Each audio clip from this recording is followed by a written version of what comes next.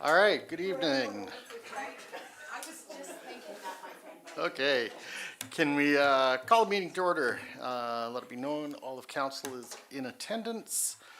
Can I get a motion to adopt the agenda? Councilor Malante, Put forward the motion to adopt the agenda, please. any adjustments? Can we move 8 to 7.1?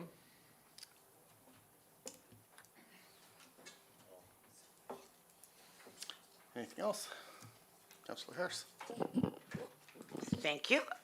For 10.6, under new business, I'd like Bill 50 noted. 10.7, tax notice inconsistencies. 10.8, audio issues with live stream. And 10.9, public engagement.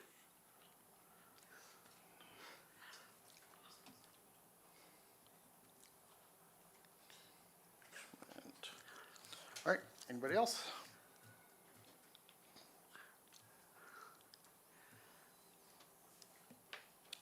All right. Oh, pardon me, if I may. I just noted, or noticed that this is, I don't know if it would be an amendment, I suppose. In the minutes to last week, or last meeting, I will, We're no, not on no. there yet. I realize that. Okay. But there was something else that was supposed to be added to this week's agenda, and it wasn't. The follow-up with the Trinus Technologies invoice is on there, but Oh. it was also approved for the, pertaining to the vac truck and why we're still paying for the leasing of it. It says right here, motion 25.222. Councillor Harris moved to direct administration to return to council with explanations of the items noted from the accounts paid, the vac truck, and the overbilling of Trinus account, and bring it back to council at the next regular meeting. Okay. And I don't see it on there. I don't. Can we discuss it just during the accounts paid? Sure, but I Just mean, make sure we talk about it. Excuse me, Acting Mayor Yushishin. If there was no answer to give, so I can't speak to that, but if Monique did not hear anything back yet, there would be nothing to report to council, Okay. and she's not here to answer that question. So if there's nothing to report, if she hasn't heard an answer back from the company, then we have nothing to report back to council. I don't think it was even necessary to contact the company. I had no report to provide to council, so that's why it's not on the agenda. So I can't speak to what. Okay, but if I reason. may, the reason why I requested this information is because we bought the vac truck several Sure. months ago, and there was still a lease payment on there. And I think it's still it is administration's intentions to report back to council. It's just not ready for this meeting. And if I recall correctly, actually, there was an explanation of, we were still waiting on the loan to get put through. And that was what we were asking about, was when was that loan gonna come through, if I recall correctly. Either way, it's not on here. I agree. But again, as per Ms. Pino, if they don't have an answer for us yet, there's nothing to put on here. Well, that was a motion of council, and I think that there should be some mention of it not being Okay, on this agenda. So, It's still on administration's action list to report back. So after each council meeting, I do an action list up for all the departments. Yep. And so it is still on that action list to follow up on. So it will get followed up on and reported back to council as soon as we have an answer. okay, thank you. All right, Councilor Malante, are you willing to amend your motion as adjusted? There was no motion made on that item. So yeah, no, that was. that was just a had to- note that it wasn't there on the agenda. No, I mean for all of the additions in the movement. Oh, I see. Yes, there's technically ask you for should have movement asked for first. additions first. Yeah, And then I gone realized on that to after I either said it. move the agenda as amended or presented. okay. You will need to vote on whether or not you're going to accept the agenda as presented. That is currently the motion on the floor. Or if we get a friendly amendment to accept as amended. if Councillor Kozak so chooses to amend his motion, yes. I was gonna say it was your motion. I have the choice on whether to make a friendly amendment or not. Correct. What if I choose not to? And you choose not to amend the agenda, and the vote goes forward as presented, just as it's on the floor. Okay, I don't want to choose a friendly amendment. Okay. Can I, That, Oh. you do realize that Staff Sergeant is not speaking? Okay. we have, sorry? We will, Still have to approve the agenda. absolutely. So if the motion gets carried as it is, which is as presented, the staff sergeant is on the agenda, but still maintains his spot at 8.1. Absolutely. If I may, if we did it incorrectly in the first place, then shouldn't that first motion be rescinded and then ask for amendments to the agenda? I want to say that the motion is already on the floor. Yes, And so you and- still have to vote on that floor. And again, Councillor Malante would have to choose to rescind his motion Or not. or not. And I do apologize. That was my fault. No, but it was For it soon. I mean, there's Robert's Rules of Order is there for a reason, and the motion True. was made incorrectly. The motion wasn't made incorrectly, just made, the agenda was not followed in its proper order. The motion was still put on the floor. There is a motion on the floor. The motion still has to be either voted on or removed from the floor. There's no motion, the motion was Yes, there put is. We for- still No, need- the motion was put forward out of order. Correct, but the motion is on the floor regardless. All right. So the motion is to accept as presented initially. Okay, all in favor? Recorded, please. Opposed? Okay, 3-3, so I think. That was a defeated vote. It was 3-3. A tie vote is considered a defeated vote. Okay, So we need a new motion on the floor. correct. So, but should I ask for adjustments now, before we ask for the motion? I would suggest you do. I think we do. Okay. All right. Sorry, that's what I was trying to get at. And I Yeah, get it, I sorry. totally get it. Okay, can we make the assumption that the motions for this one are gonna be the same as the motions that we made for the last one that we couldn't vote on? Additions. Or the additions? We okay with that? I would like to make a motion to accept the agenda as presented, As adjusted? as amended. As amended. Yes, thank you. Okay. All right. Any other adjustments? All in favor? Opposed? All right, I think that passed. Yep. Okay, adoption of the minutes from council meeting on May 14th, 2025. Can I get a motion on that? I'll move to accept the minutes of the meeting of council on May 14th, 2025. Thank you. Any adjustments? Omissions? All right, all in favor? Opposed? Okay. Staff Sergeant McGonigal, welcome. How's it going? Very well, thank you. Never feel like you need to rush business for me. I know you have more important things to address, I'm sure, throughout your meeting, and it's too hot for me to do yard work this evening anyways. I'd much rather be sitting in here waiting. Do we have a video presentation? I did forward a Just copy. popping it up. Excellent. Very good. I sent the right one. Thank you very much for inviting me to present this evening. This is our RCMP Morinville Detachment fourth quarter update. This is going to update the timeframe from January 1st to March 31st for the Morinville Detachment area. We can move on to the first slide, please.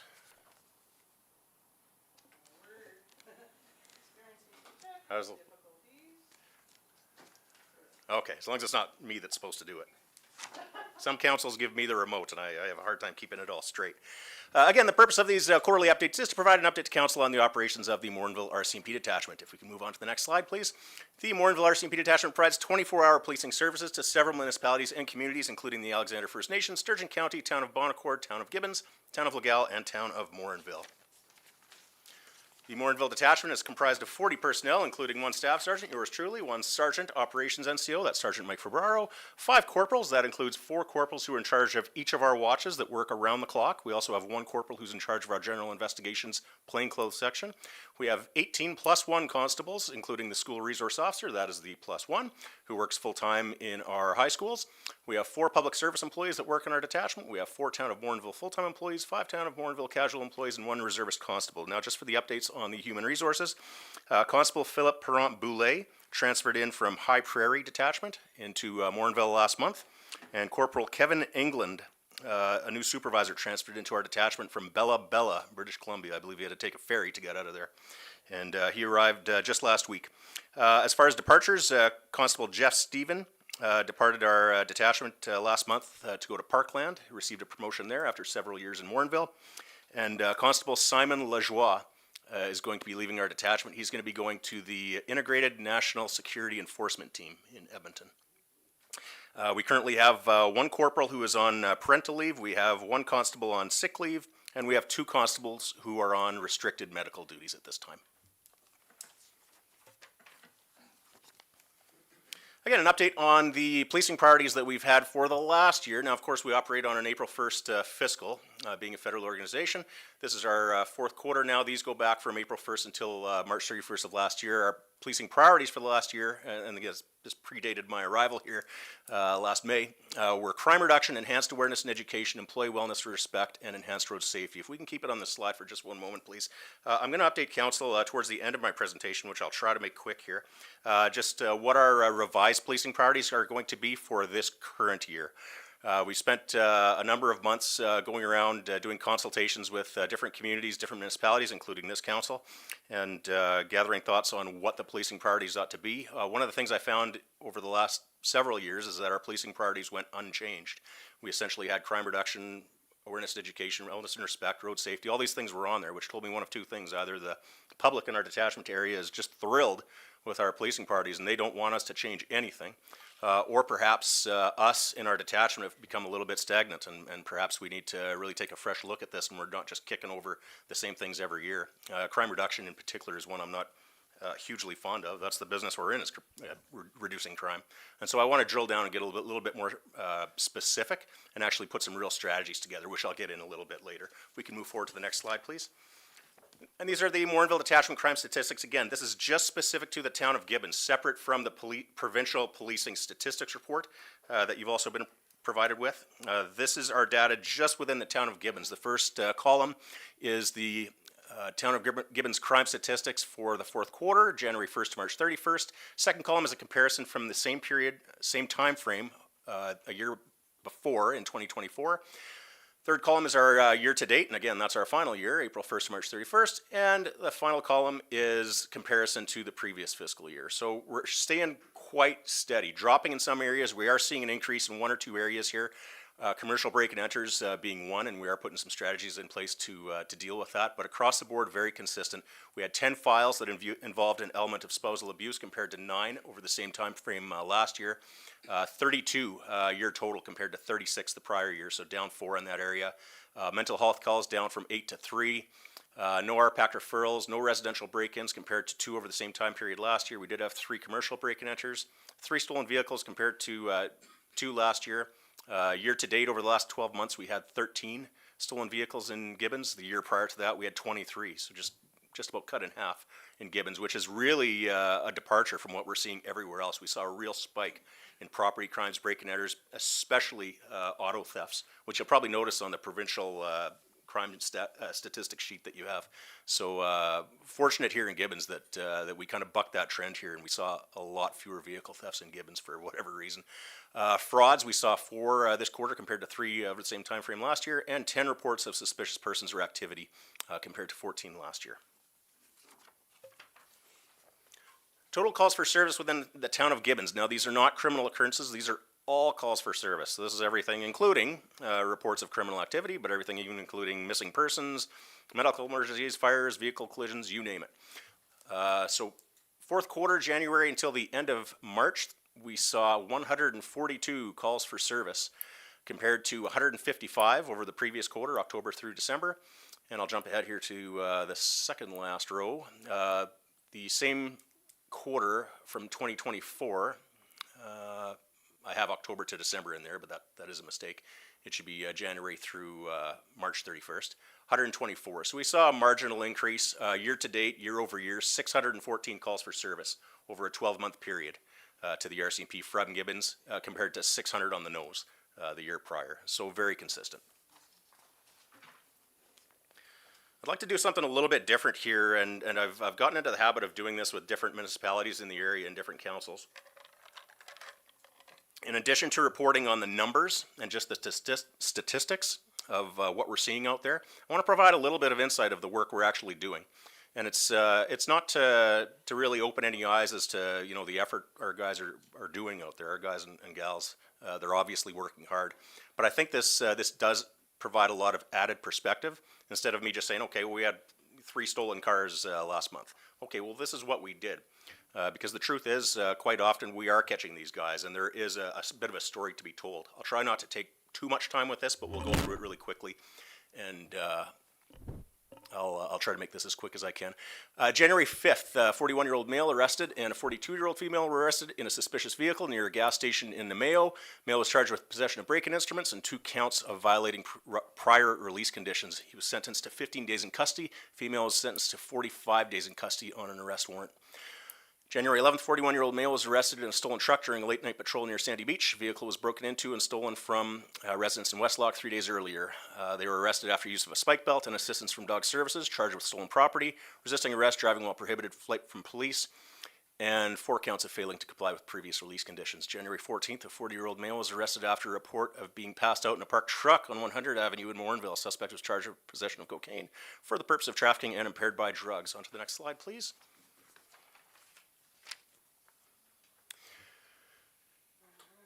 January 17th, 4 adult suspects were located by the RCMP crime reduction team in possession of a stolen truck on the Alexander First Nation. It was stolen from residents in Spruce Grove 3 weeks earlier. They fled from police and were arrested near Legala with use of a spike belt and air services. All 4 were charged with possession of a stolen truck. Driver was also charged with flight from police. 1 passenger was also charged with failing to comply with their conditions. January 20th, 36-year-old male and a 41-year-old male were arrested after a report of suspicious vehicle just south of Gibbons in Sturgeon County. Here, police attended. We found suspects trying to break into the property. 1 suspect charged with break and enter, 4 weapons-related charges, and 3 charges of failing to comply with conditions. Sentenced to 75 days in custody. Other suspect was charged with break and enter, 3 counts of possessing stolen property, 7 weapons-related charges, sentenced to 90 days in custody. February 23rd, 2 males and a female arrested during a late-night traffic stop in Gibbons, all 3 charged with possessing break-in instruments and failing to comply with previous release conditions. 1 suspect sentenced to 60 days in custody, 1 suspect sentenced to 5 days in custody, and 1 suspect had charges withdrawn by Crown. February 28th, male and female adult arrested in a stolen truck in Sturgeon County, north of River Kabar, during a patrol. They fled from police but were arrested. A truck was stolen a week earlier from a hotel in Fort McMurray with the keys inside. They were charged with possession of a stolen vehicle, flight from police, resisting arrest, and failing to comply with conditions. Male suspect was sentenced to 90 days in custody. Female sentenced to 10 days in custody. March 20th, 33-year-old male was arrested in a stolen vehicle during a late afternoon patrol in Legal. It was stolen 5 days earlier from Edmonton. They were charged with possessing a stolen vehicle and stolen credit cards. 42-year-old male on March 26th was arrested during a late-night patrol here in Gibbons. A roadside investigation led to charges of possessing fentanyl for the purpose of trafficking, altering a VIN, and failing to comply with a probation order. March 26th, 33-year-old was arrested in a stolen SUV during a daytime patrol in Morinville. It was stolen from a residence in Morinville that day while it was idling with the keys inside. They were also in possession of stolen tools from a construction site. Charged with 2 counts of possessing stolen property, 1 count of theft, 2 counts of failing to comply with release conditions. March 31st, 29-year-old male was arrested in a stolen truck during a daytime patrol in Sturgeon County east of Morinville. They attempted to flee but were arrested soon after, charged with 4 counts of possessing stolen property, altering a VIN, flight from police, and drug possession. All right. Really quickly, if you're wondering why I make mention of sentencing on some of those and not others, in most cases, we're talking now incidents that occurred from January through March, in most of those cases, they have not moved through the courts to the sentencing point yet. Usually it takes quite a while. If you see particularly a property crime where they've been sentenced to time in custody already for something that occurred that recently, it's fairly significant. So where that has been the case, where there has been a sentencing already, I'll make mention of it on there. If I haven't, it's because it's still processing through the courts. Also reporting on our community engagement activities for this quarter. As I mentioned, our policing priority consultations took place all throughout the Morinville detachment area in the form of coffee with a cop sessions, council presentations and discussions, and town hall meetings with the public. We had, for the coffee with cop sessions, we attended those in Villeneuve, Legal, and River Kabar during this quarter specifically. Also, with regards to our school resource officer program, Constable Tanner Wills continues to operate as our school resource officer at Sturgeon Comp and at MCHS in Morinville. For this quarter, Tanner helped organize a dodgeball match, including a number of emergency services personnel, even myself, versus a bunch of grade 11s at MCHS, and we didn't win, but I feel pretty good about it. It was a moral victory. We also had a pop with a cop session during the school spring breaks at the Leisure Center in Morinville on March 28th. And also happy to report, so our school resource officer, Tanner Wills, who just does a fantastic job in his role as SRO, was recognized at Game 3 of the Edmonton Oil Kings first round playoff match as the Edmonton Oil Kings hero of the game on April the 1st. Also happy to report our Sturgeon Regional Positive Ticketing Program is up and running. A committee was formed in January consisting of a number of volunteers and representatives from different community groups and different municipalities throughout the area, including Gibbons. With the cooperation of partners such as the town of Gibbons, we launched a program on May the 1st where members of the RCMP detachment here in Morinville and our municipal enforcement officers with the town of Morinville and Sturgeon County are handing out a number of positive tickets that look kind of like a traffic ticket. But basically what we're doing is we write out positive behavior that's demonstrated by local youth in the community, and we identify the behavior on there, and we attach it to a coupon for a local vendor. And that includes a number of small businesses and shops right here in Gibbons as well. So at this point, we're getting close to the end of May. We've handed out approximately 250 of these already throughout the area, and we expect to have about 450 of them handed out by the end of the school year in about a month from now. And we're going to keep this thing going. We have the structure now for it. We have the tickets all printed. We're going to do this throughout the summer. Festival season's coming up in all the towns, and our guys are going to be out there handing these out, and we'll carry it right into the next school year as well. Finally, our policing priorities for 2025-26. As mentioned, the common theme that I was hearing from the public and one that I shared was that we could perhaps have policing priorities that were a little bit more thoughtful to the concerns that we had here in the Sturgeon County community and all the municipalities within. Throughout those consultations, we did identify 3 policing priorities. Now, each one will consist of a number of different initiatives that I am confident have integrated all of the concerns shared by the different municipalities, including Gibbons, and it's going to provide some real progress over the next year. Our policing priorities for 2025-26, starting on April 1st, have been property crime reduction, number 2, community engagement, number 3, police visibility. I'll take a brief moment here to explain what those are, if we can move on to the next slide. Property crime reduction. I want to go a little bit further here than just saying we don't like property crime. We actually want to do something about it. I want to set some goals that are attainable, that are impactful and can actually make a difference, and I want to put some real strategies in place instead of just words. And so what we're doing here, we're targeting an objective, and we're gonna track this throughout the year. And this is throughout our detachment area, Gibbons, Morinville, everywhere. We want to see a 15% annual reduction in vehicle thefts and break and enters throughout our area. That's across the board. The initiatives, how are we going to get there? So we got to take I would say a 2-pronged approach, but really in this case a 3. So there's the traditional enforcement piece, and that's where we need to step up a little bit. We can't just rely on, okay, we get the call that business has been broken into, or car is stolen, police car rolls up, RCMP member in uniform shows up, and they do their traditional investigation, and we try to catch up from behind. I want to get ahead of this. So we're fortunate at our detachment, we have a team, a general investigation section, and they operate more in detective role, if you will, not in a first responder role. So they're in plain clothes, they're not in uniform, and they do more complex targeted investigations, and they also have different investigative tactics. Some of them are covert in nature.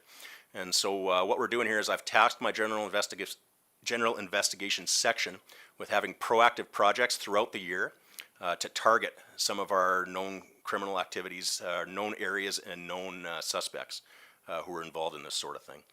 There's also the crime prevention piece. I do think this is valuable, and that's where we integrate public awareness and education sessions on theft prevention measures. We're going to do this throughout the year.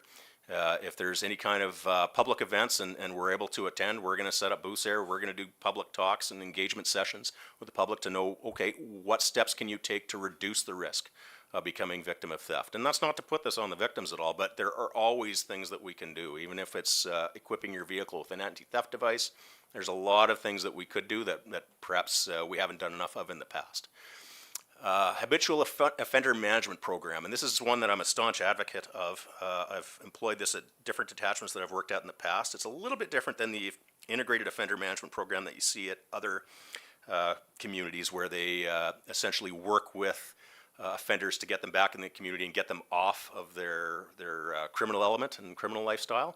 Not to downplay the merit of that at all, but habitual offender management program, our program is going to be very much targeted on an enforcement level. And so essentially we have a disproportionate amount of criminals who are committing a disproportionate amount of crimes in our area. It's not a one-for-one deal here. Although I didn't name names on the notable investigations earlier, you probably saw a bit of a pattern. Hey, a 33-year-old male, and then on the next page, 33-year-old. Hey, they're not following their conditions kind of thing. So rather than relying, as we may have in the past, just simply relying, okay, we're going to calls. If we happen to encounter one of these suspects, someone who's involved in property crimes in the past, and perhaps who is sentenced to house arrest, or they're on a curfew, or they're not to be driving, or they're not to be in contact with a specific individual, we'll just rely on chance encounters during our patrols. If we encounter that, we'll breach them. We'll arrest them, we'll charge them for failing to comply with our conditions, and back into the court process they go. We're going to get a little bit more proactive with this.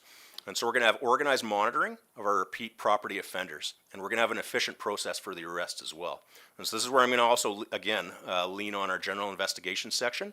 So they're creating files on our most, if you want to call them prolific, our most active, I'll say, our most active property crime offenders in the area, and they're going to task it out to our frontline members on the watches on a schedule, and a random one, to check on these guys, make sure they're abiding by their conditions. And if we find them and they're not, the process is going to be the frontline member will report that back to our plainclothes section, and they will do up the process to charge these folks and arrest them and bring them back before the courts. That way we're not tying up the frontline members of their resources. They can go to the next call for service, so people aren't waiting hours on end for a police officer to show up. So I really do think that's going to have a positive impact, and I certainly think that we can put a 15% dent into things with these initiatives.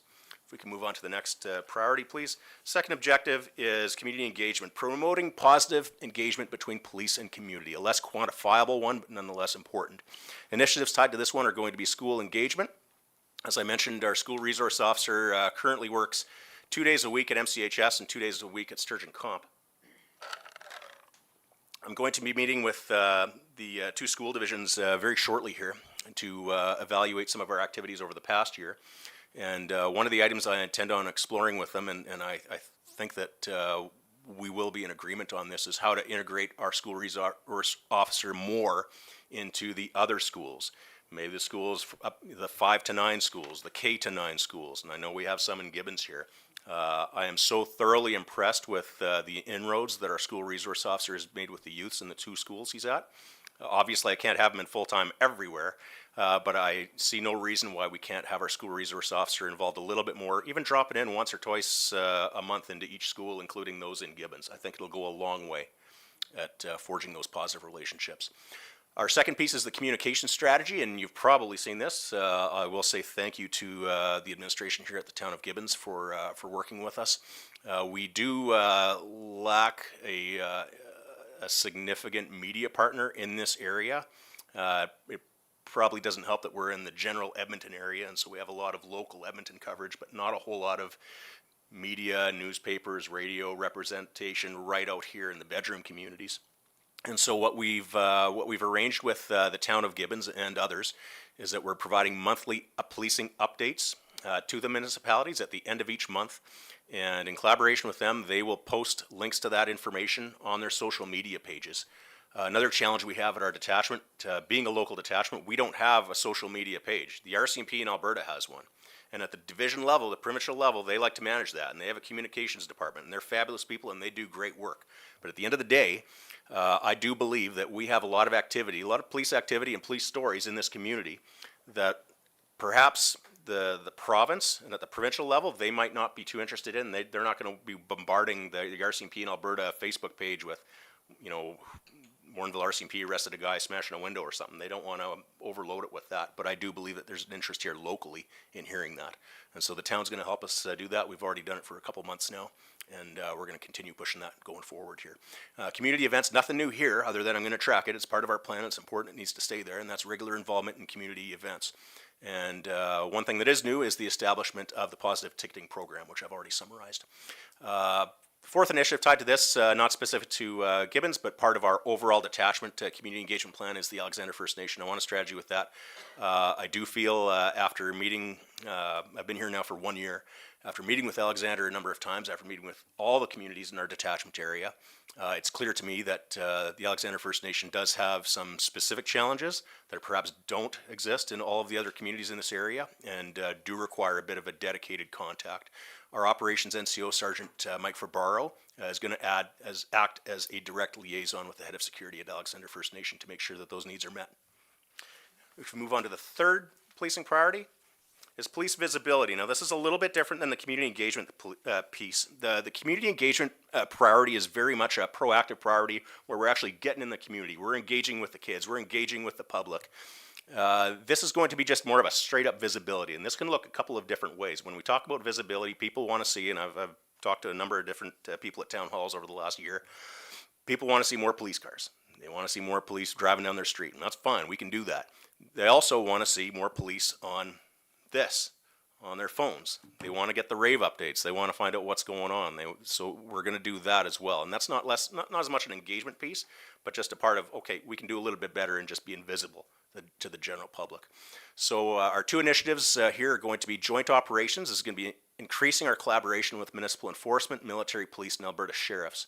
Now, I started in Morinville as the commander about a year ago.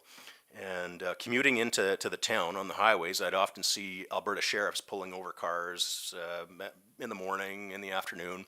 And I just found it kind of odd, you know, and that's within their mandate, no issues there. But I just found it kind of odd that frequently I'd seen these guys, and I'm the detachment commander here, and I don't even know who these guys are, you know, and I thought there's something not quite right about that. And we all have our own mandates. We are, as the RCMP, responsible for criminal investigations. Municipal enforcement partners certainly have different mandates. Military police certainly does. But at the same time, there are commonalities. And certainly when it comes to police visibility and patrols and traffic safety, we all share a part of that.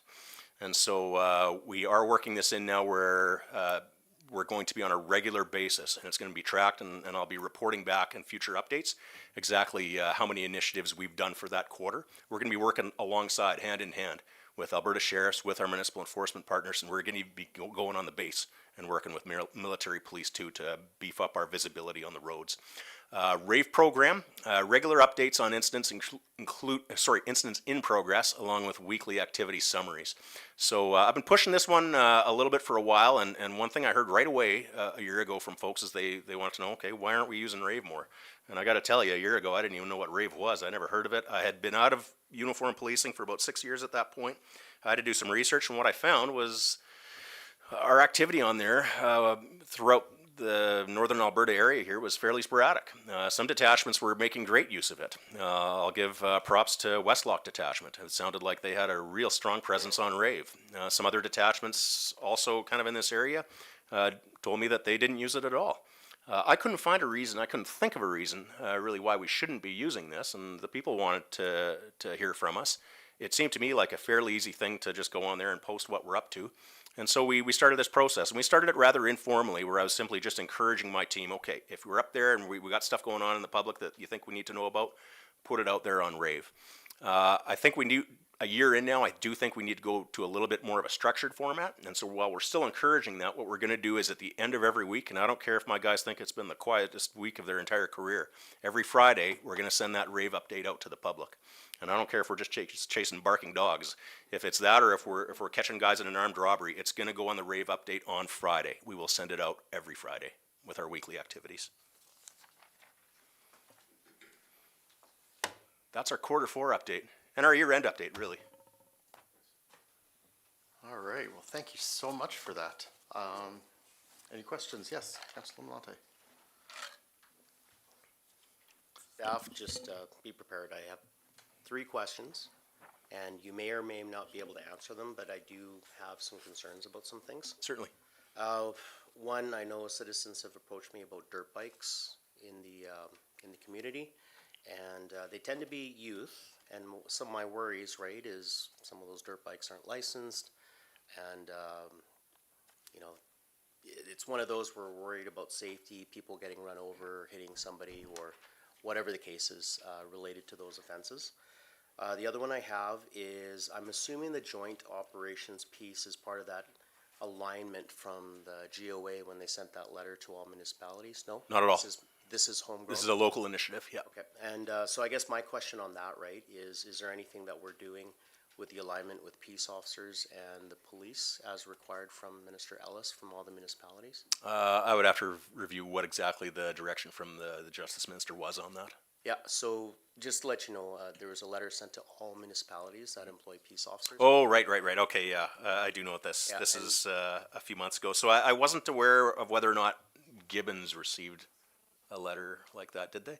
Well, it was to all of them, right? So Sturgeon County. I know some municipalities received specific letters to their municipality. Yeah, so I just want to know, like, you know, from the RCMP point of things about the alignments and working. It sounds like you're already doing it, which is wonderful. But I just wanted to know, like, if there was a response to the province with Deputy Premier Minister Ellis. So as the correspondence was coming from the Minister of Justice to the municipalities, in this particular case, Jay, and I do think I'm recalling the same one you're referring That's to. the one. We are relying on the municipalities to respond, since the correspondence and the direction was not necessarily directed towards us at the RCMP. With that being said, I did consult with a number of municipalities because it was communicated in a rather unusual way. And some municipalities were receiving direct communication from Alberta Justice about this, and some were not. And essentially what the direction was saying to those who were communicated was that municipal enforcement officers in their municipalities were going to fall under, not incorporate with the RCMP, but were going to follow the direction of the RCMP. I'll reserve my personal thoughts on that, on whether or not I think that's an effective law enforcement measure. But I will say again that in my opinion that is something that's best responded to the municipalities that direction was addressed to. Okay, thank you for addressing. Just because I have concerns with policing taxes and stuff like that. Oh yeah, absolutely. But no, make no mistake. The integration initiative that we have of doing joint operations with our partners, that is only about giving the best service and giving the best visibility that we can to the public. That's homegrown, so I love There is no political pressure involved in that one. Awesome. And then aside from the dirt bikes, my other thing is, I know you mentioned the offenses here, everything from spousal abuse, mental health, break-in enters. Do we have anything to deal with fentanyl crisis and any drug offenses that we're trying to reduce in our community? Because as you know, it's systemic, and the fentanyl crisis is still around. It can be on any social drug, and it can kill you. And all it takes is just a grain of salt of fentanyl. And then there's also that carfentanil stuff. And again, I know this is kind of a big piece, but I think it's important for our community to understand that the Edmonton factor with drugs coming in can come into our community. So I just want to know if you have anything. I didn't see anything in the report about it, but I'm assuming it's like interleaved in there. So discuss So I guess as far as quantifiable data goes, Jay, we are a little bit limited. If we're just reporting on, okay, the drug offenses that we encountered right here within the town of Gibbons, there was one mention of it in the investigations that I summarized where we did make an arrest. of someone who we do believe had the intention of trafficking fentanyl here in Gibbons. And that being said, if we were to go the next 3 months without any arrests or any complaints of any fentanyl activity or presence here in Gibbons, would that necessarily mean that the fentanyl problem in the greater Edmonton area has reduced? I'm not so sure, just simply because we are such a small part of this region. It would be safe to conclude that, yeah, fentanyl is certainly a concern throughout the greater Edmonton area. It's a little bit difficult as well, I'll add, to really quantify the presence and impacts of it through police and crime statistics. I did get asked once by a council member at a different municipality if we could say, okay, how many occurrences are we going to where drug abuse or drug addiction is a factor? In other words, okay, are they stealing a truck to pay for their drug debts? And this is where we'd have to get so deep in the weeds, like there is no way of really saying. I mean, it's safe just to, any of us that certainly work in government and work with the public, we can see it with our own eyes, right? And we're alive to it, but it's a little bit hard to say, okay, well, this guy, he stole it because he got laid off in his job. Like we don't really have that kind of a measure. And so it's really hard to say, right? 10% or 20% or however many percent of the crimes that we've gone to in the last 3 months could have some link back to it. And then it comes back to, okay, well, what is an indirect link to drugs? Well, It's someone who, I appreciate that piece, and Yeah. I just want to make sure that obviously our policing in our community is still hard on drugs, right? absolutely. And the other piece is just a reminder about the dirt bike thing. Yeah, and the dirt bike, thanks for bringing that up again. So another thing I'll just add, Jay, a concern that I have when it comes to off-highway vehicles is the risk of starting fires. And, that's one thing we've experienced in the last few months here as well. One thing that we're considering is working this into kind of our education piece throughout the year. One thing we do kind of throughout the year, so we're getting close to summertime now, and kids are going to be graduating, and we're focusing on road safety, and that kind of comes up again in the fall. We do a distracted driving presentations for all the schools in the area in October. When we get into the Christmas holiday and the Christmas party season, we get into impaired driving check stops and all of that stuff.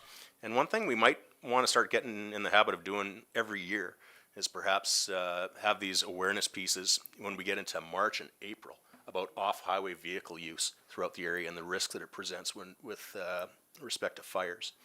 As far as just strictly from I guess a bylaw perspective or an ATV use perspective, that's certainly something we will investigate. It's within our mandate. It's also within the mandate of our municipal enforcement partners. And so when we do receive those kind of concerns, we take it, we create a file, and we investigate it. I will also, in those cases, just because we also have municipal enforcement partners in this area, I will ask that it also be shared with them, at least for their awareness. But we have no hesitation in taking the lead on those. Thank you, staff. Thank you. All right, Councilor.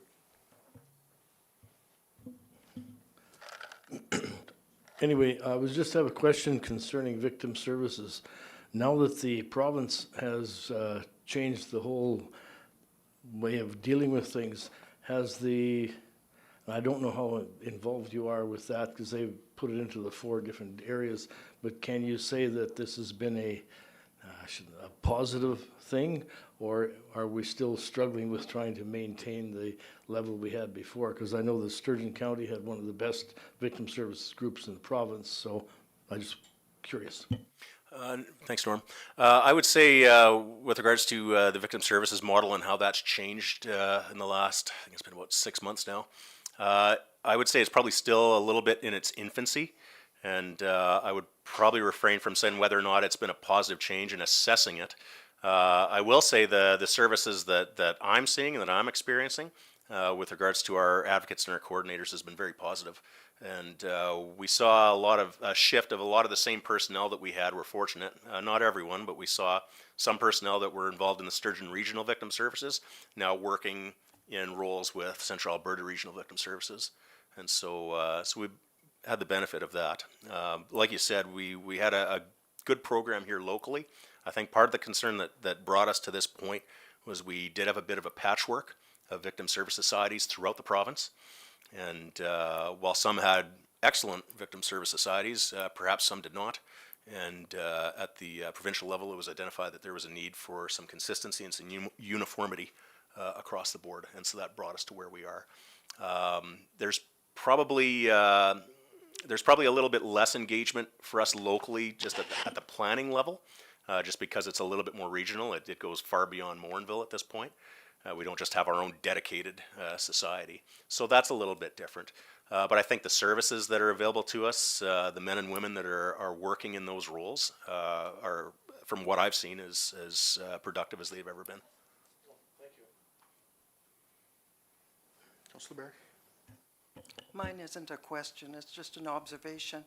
When you described the investigations that you had conducted, what stuck out, number one, was the number of stolen vehicles. In almost every case, there were stolen vehicles.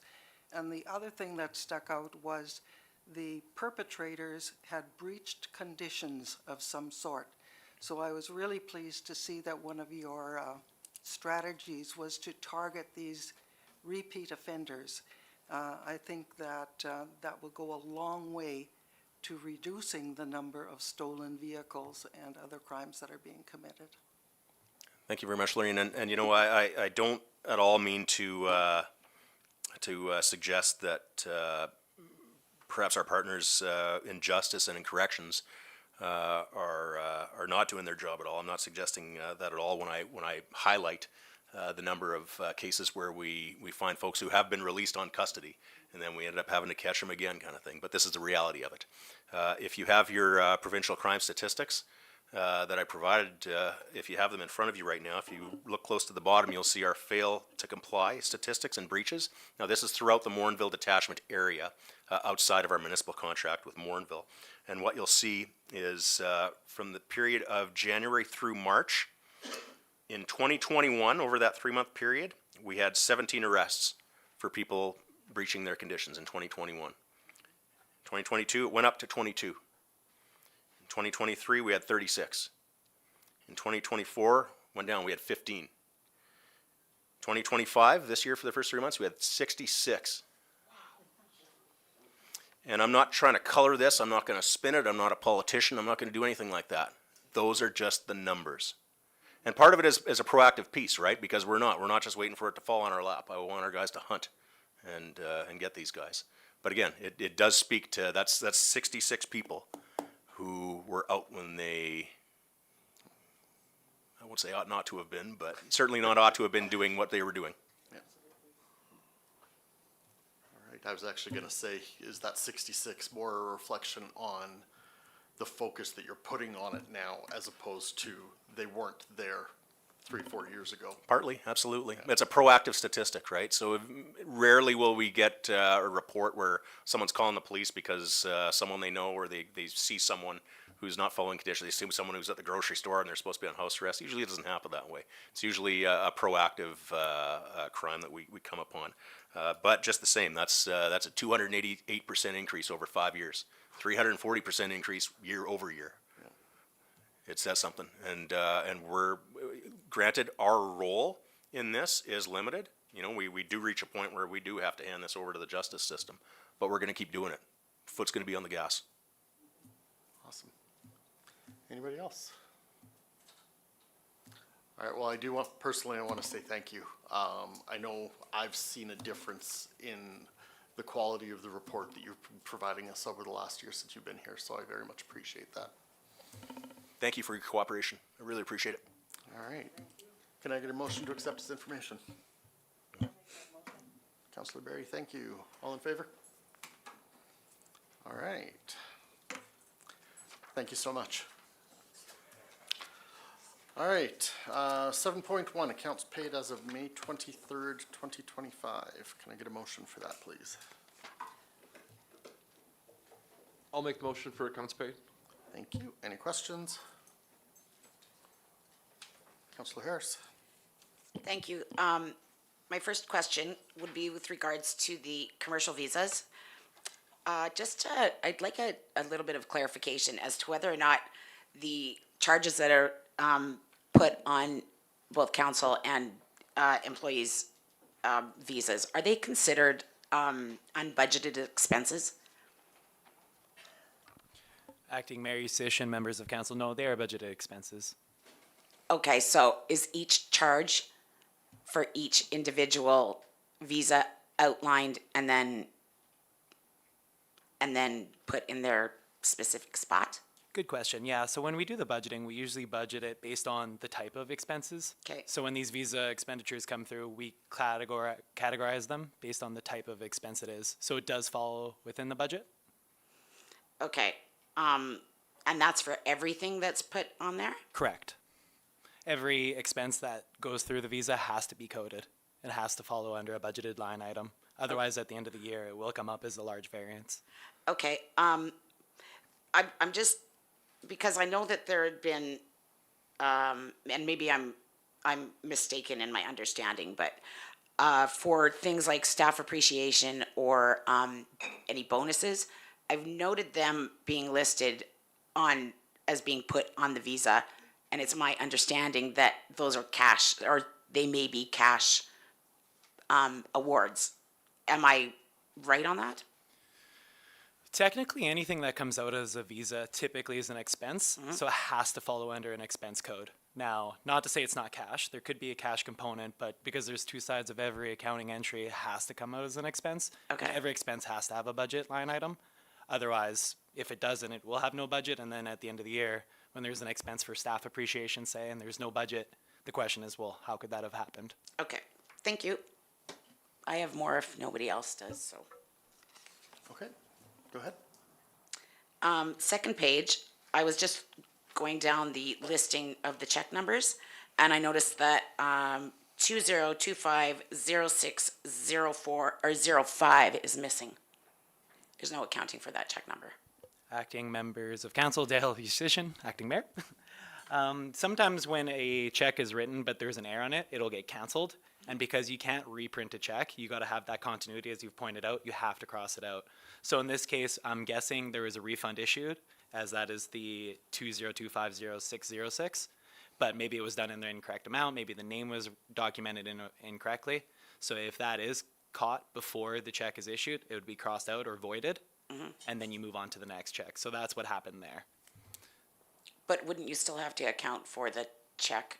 I mean, I'm not an accountant, but wouldn't you have to note that 05 had been canceled? I believe this report picks up amounts that are actually paid. So since that check was voided in its entirety, it's not coming up on this accounts paid. Okay, but we don't know that for certain, that 05 was canceled? We don't know that for certain, but I could, if council approves, we can look into that voided check and confirm that it was a voided check. Acting Mayor, Yusish, members of council, Councilor Harris, when we're signing checks, sometimes there will be a check on the other side of it and it'll be void. And then the normal check will be there, so that would be the voided check that the number's not on here. I've seen a few of them as I'm signing checks and going through the accounts when I do them. Okay, thank you for the explanations. The problem though, that as a counselor, if there's a missing check and these are the accounts payables, we don't know that they've been void or whatnot. So when it's not, indicated in the listing of the checks and the accounts payable, then we don't know where that check is for. So I don't know, perhaps there should be some notation if the checks are canceled. I mean, you can put 05 and then cancel in the same order, no? I mean, this is the accounts payable. I want to know where that check is, as that's our responsibility. Acting Mayor Yusish and members of council. It's a very fair point. Just because this is a check listing for checks that actually came out, that's why the voided check isn't appearing. But moving forward and following a potential investigation, we can list checks that are voided, but there is no cost here, right? There is no amounts going out. This is probably, they could have typed in the name wrong and it could have been caught. Okay, but just it's- for it's- our purposes, I mean, the public sees this as well, and so, I mean, for reference, and this isn't the first time that I've noted it, so, Do I have to make a motion for that? I mean, Yes, you do. okay. All right. I have another couple of questions, or if I may. Anybody else? Okay, actually, this is my last question. Aren't you all lucky? So I noted that the, employees are all listed on here. I'm just curious as to why we have a check date for all of the employees, for May 9th, and then May 23rd. Why wasn't the May 9th one, are my dates off? I mean, why are the employees listed twice? Should these, not twice. I understand that there's 2 pay periods in the month, right? But these checks for the 9th are listed on these accounts payable. I have to, when was 14 days ago? Somebody help me.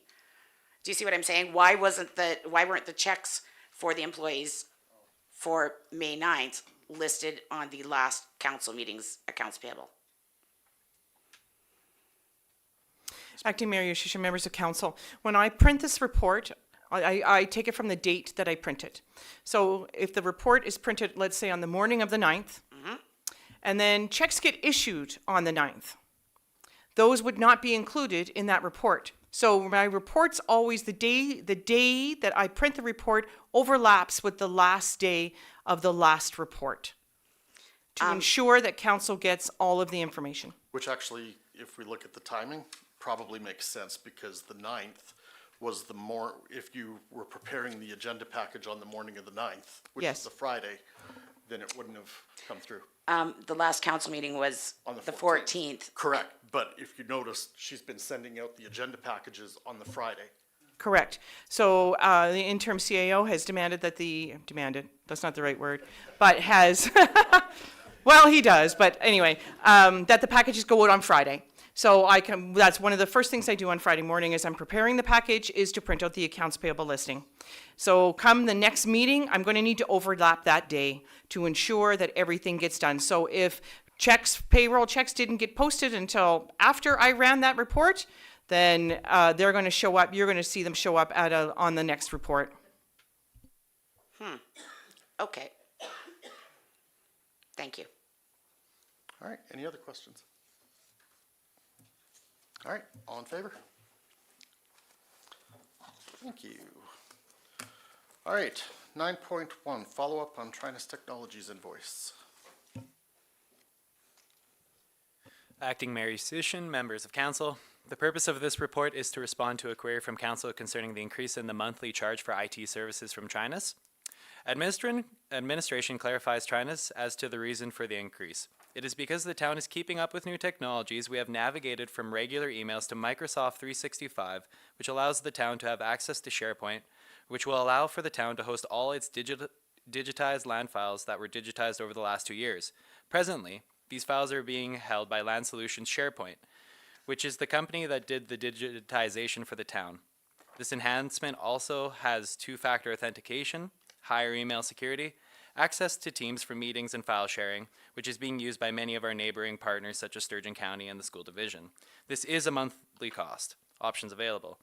The options for consideration by the council include the following. The council receives the information on the invoices increase as information. Recommendation for action. Administration would like to respectfully request that council consider the following recommendations. That council receive the response on the invoice increase as information. All right, thank you. Can I get a motion? I'll make a motion to accept this as information. Thank you. Any questions? Councillor Harris? I'm sorry, I forgot your name. Is it Mitchell? Yes. Good, thank you. This is my question was, the charge that was over the normal amount what date was that for? Because my question is, from my understanding, you said that, what you just said, that this month we're going through all of those?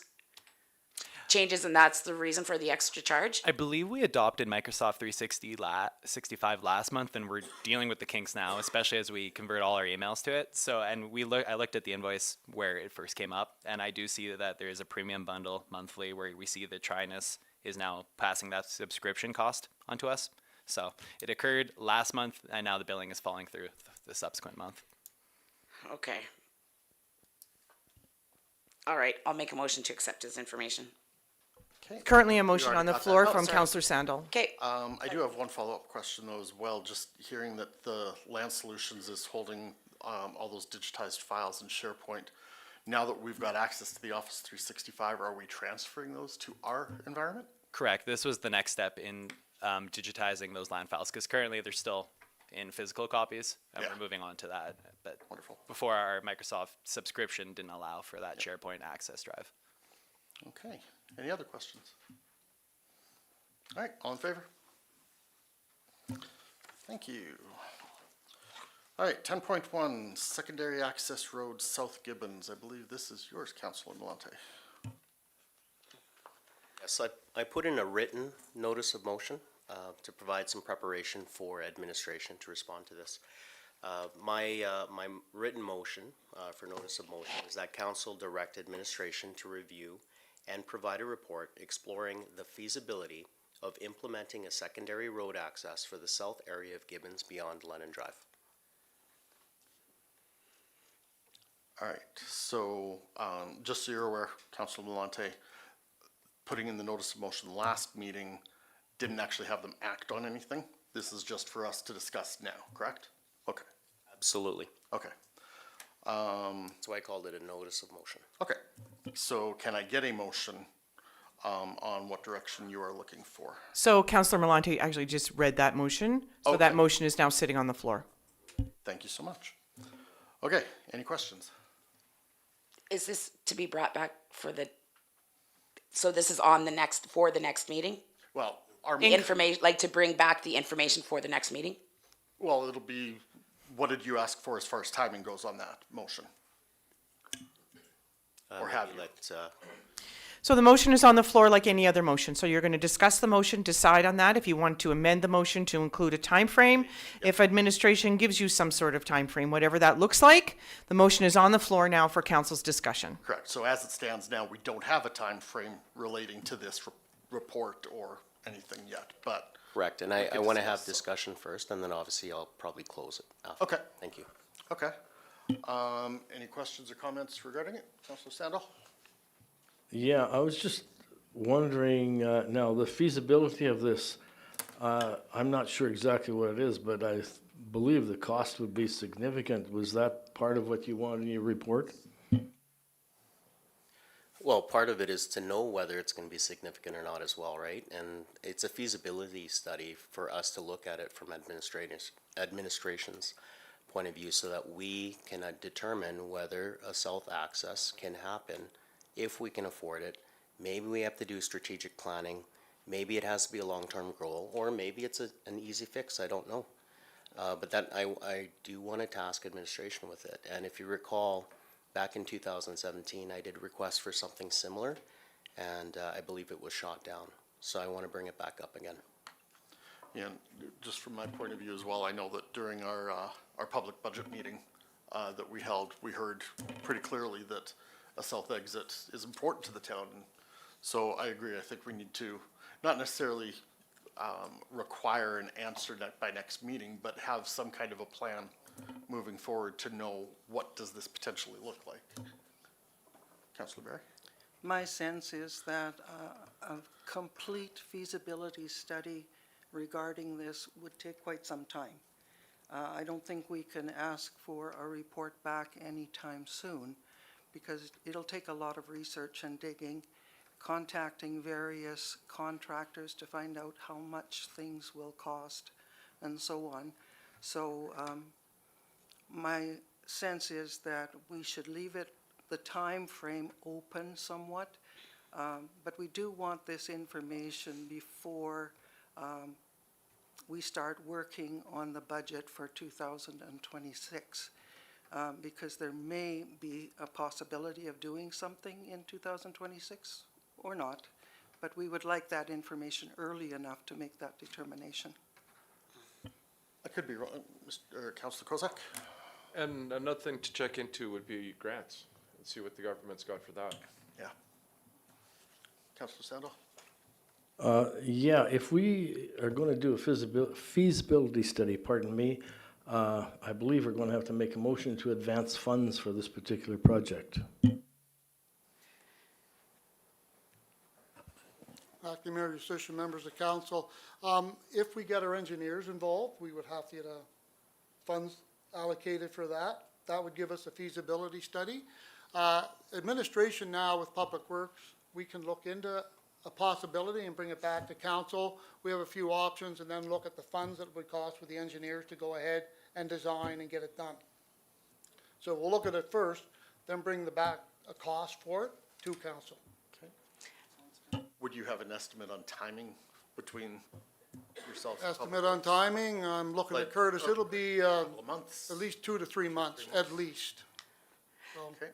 Could we maybe just then potentially, Councilor Belmonte, just schedule a check-in for our first September meeting, maybe? Well, I'm all open. I just want us to have this discussion. Yep.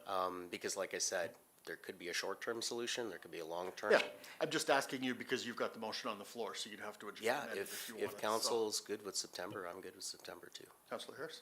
Are you specifically asking about the emergency access or an entirely new off Vista, for example? So the way it reads in my notice of motion is that administration provide a report exploring the feasibility of implementing a secondary access roadway for the south area of Gibbons. Okay, isn't that one of our municipal development plans or whatnot? I mean, we've done that with the whole, South Common that I don't believe is going through now.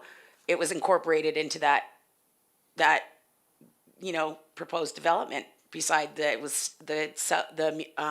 Heartland Common. I agree, but because I think you're correct, at this point, it's not going through, Mm-hmm. so I think we're asking for a potential plan on what would it take for it to go through. Well, we don't own that land, so, I mean, that's private land. Would that not be in the MGA under, I know that there's a section for the roadways in particular.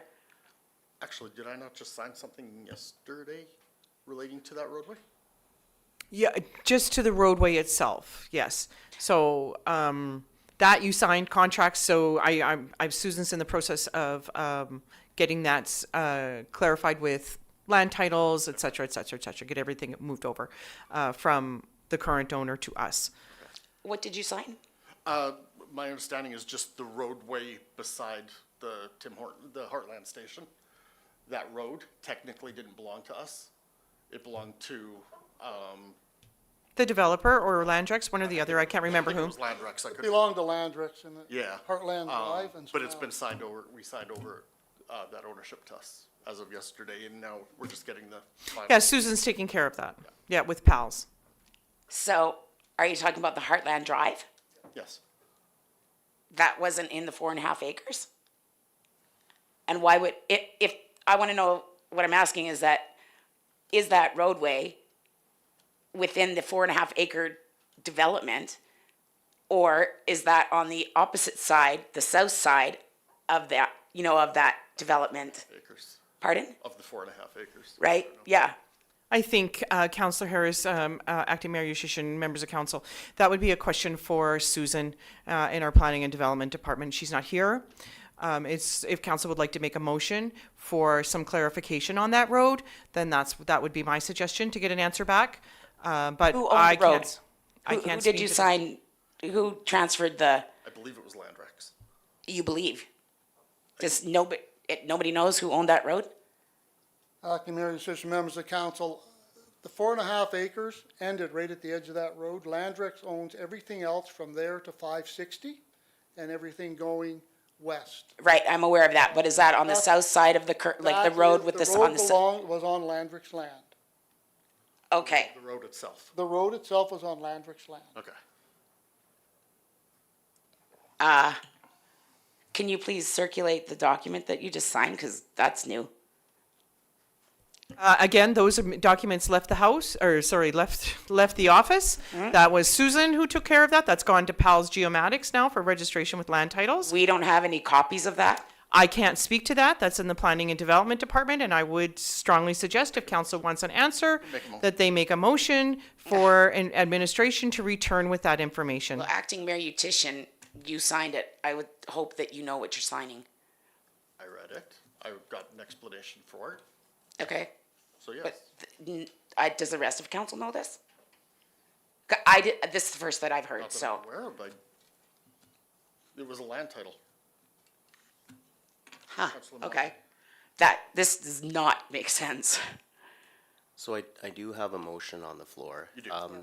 Yeah, I do appreciate Chris's recommendation that if we want to go forward with another motion, but I'd like to get this one taken care of. Is it okay if I just close this discussion based on the motion that I have on the floor? Are there any other Everybody? questions about the study? Well, it kind of was relevant from my questions. Oh, yeah, for Yeah. sure, but I feel like that's turning into a different motion for something else. Which I agree. But I guess on my end, and I'll close the motion on this, it's important that we do have a secondary access. Gibbons is getting bigger, and you recall there was a fire right on Lennon Drive, right in front of the Memorial Playground as well. That small house that I think Comfrey, it's sold already.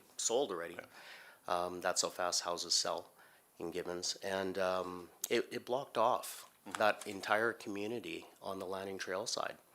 And I hear it all the time from everybody asking, what do we have? Where are we going to go? So that's why I put in this written notice of motion to make sure that we really do think about a feasibility study regarding secondary access, because I think it is important, especially with Gibbons growing. Do you have an adjustment to your original motion at all? No? No, just the time frame. I think September sounds like a great Okay, time. well, that would be an adjustment because you didn't include a Oh, timeframe. yeah. So the, I guess the amendment or adjustment? So given that administration is telling you it's 2 to 3 months, but it's uncertain, would ask, is it necessary for council to have a time frame? I think me personally, I wasn't asking for a time frame for finalization. I was just looking for an update on how it was going come September, but that's up to you. Administration, what are your recommendations? I would say September, but it would be, an update would be better to say an update. So if it's done, then it's done and we'll present it as completed. But if not, then we'll ask for more time and we should have more information by that time. Would that be considered okay? Yeah, so if the motion gets amended to include the item that, and an administration to return to council with an update in September of 2025. Progress update of some sort. Yeah. Okay, I will put forward the amendment to adjust that administration respond back to this notice by September 2025 with an update. Thank you. All in favor? Thank you. All right, 10-2, damaged sidewalk repair plan. Councilor Malante, I believe this is yours as well. Yes, everyone says I'm very quiet, but I'm very actionable when it comes to motions. So I do apologize for adding more motions. This one, actually don't apologize for. I think it's important that we follow this one. This is regarding the damaged sidewalk repair plan. And the notice of motion is that council direct administration to provide a comprehensive report detailing damaged sidewalks, including a prioritized ranking of their repair. And I just want to bring that up for discussion, and administration, feel free to chime in as to what your thoughts would be as well. Thank you. Thank you, Mayor Justitian, members of council, Councilor Malante.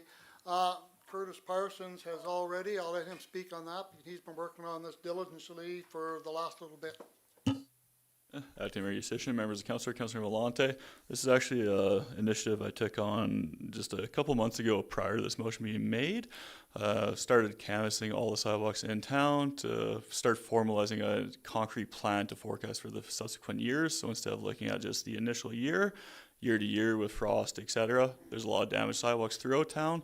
So why not canvass the entire town, take an entire inventory of all the concrete that we do have, and the condition that it is in, so we can forecast and pre-allocate funds each year for certain areas. I mean, looking at the funds and the expense of concrete work, you know, I can't guarantee that we could do everything all in 1 year, but at least we have a formalized plan of how we can attack this and get this accomplished within a reasonable amount of time over, say, projections of 5 years, potentially. I'll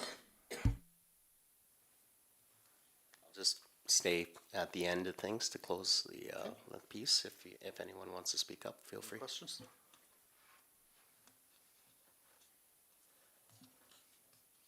I think we're good.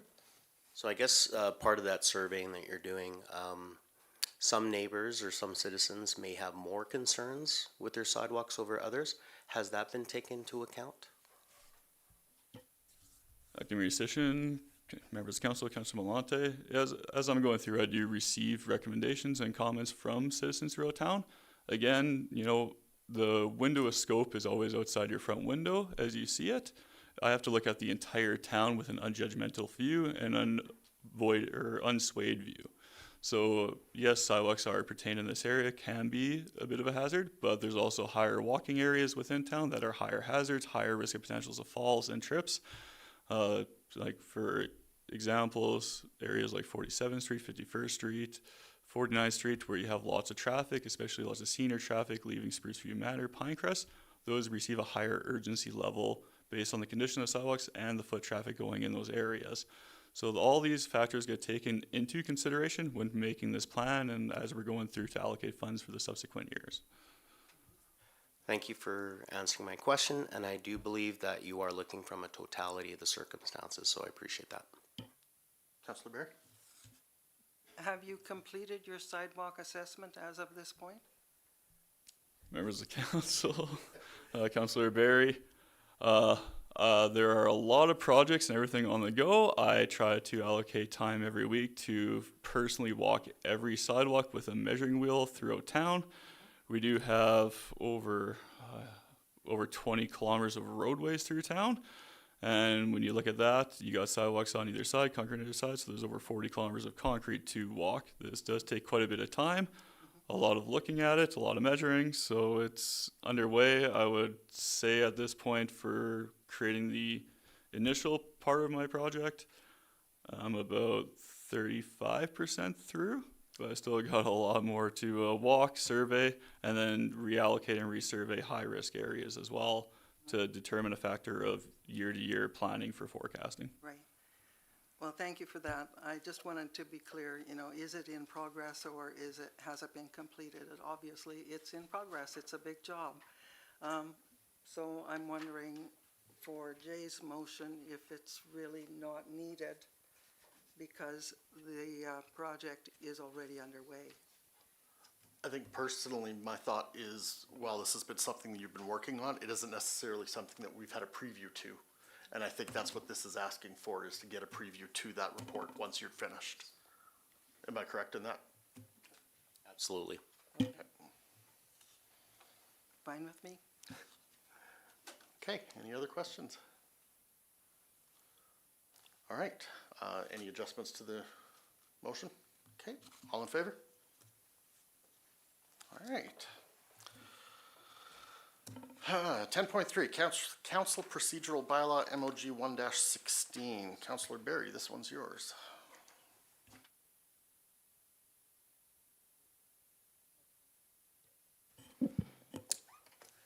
To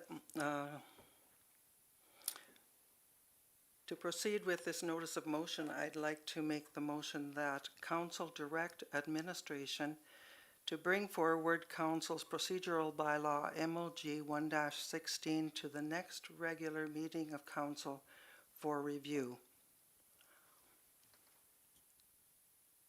And I'm open to discussion regarding this before we take the vote.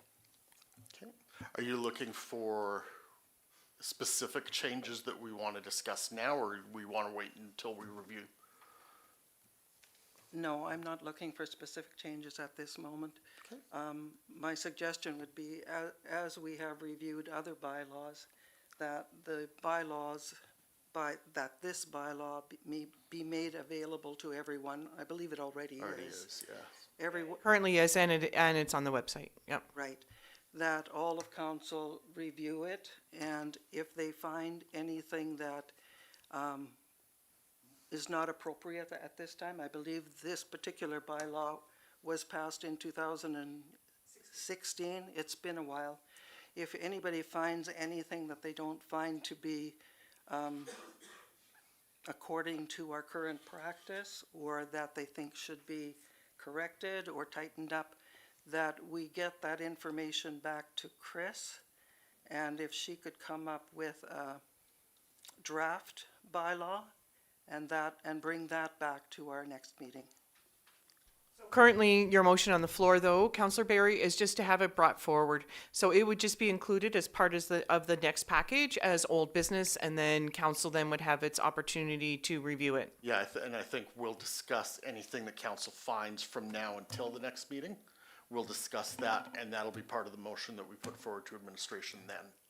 And to be fair, since you already have that, you can Start now. start doing some pre-work, yes. Yeah, and then I also think with the adjustment of the Municipal Government Act with Bill 50, there's things that are no longer relevant in our procedural bylaw potentially, so things that we can look at either adjusting or removing potentially. So, having said all of that, there is no need for this motion to be voted on at this point? I think we still have the motion and vote on it so that it's just on the agenda for next meeting. That's how you're going to get it on the agenda, is with the motion. Yeah. Okay. Well, since I've already read it out, Are there any other questions? Councillor Harris? I would just like to ask Councillor Barry or anybody else, was there something specific that, other than I'm not aware of what changes, well, first of all, what changes in Bill 50 would you think that should be reflected in? I could be wrong, and I haven't personally looked at the bylaw specifically in the last little bit since Bill 50 came out. But I do believe there's mention in our procedural bylaw about actions that could be taken if things are contravened, which may not be relevant anymore. But again, I don't know for a Okay. fact. I want to review it, and personally, I want to review it and make sure that we're going to be within Bill 50. Okay, and I'd just like to ask Councillor Barry that, just out of curiosity, what made you bring this up? Was there something specific that you were looking at changing, or? no, not at this time, but I do think since the bylaw is quite old, it's appropriate to review it. Well, we reviewed it in, beginning of 24. We were gonna make additions to it in January of 24.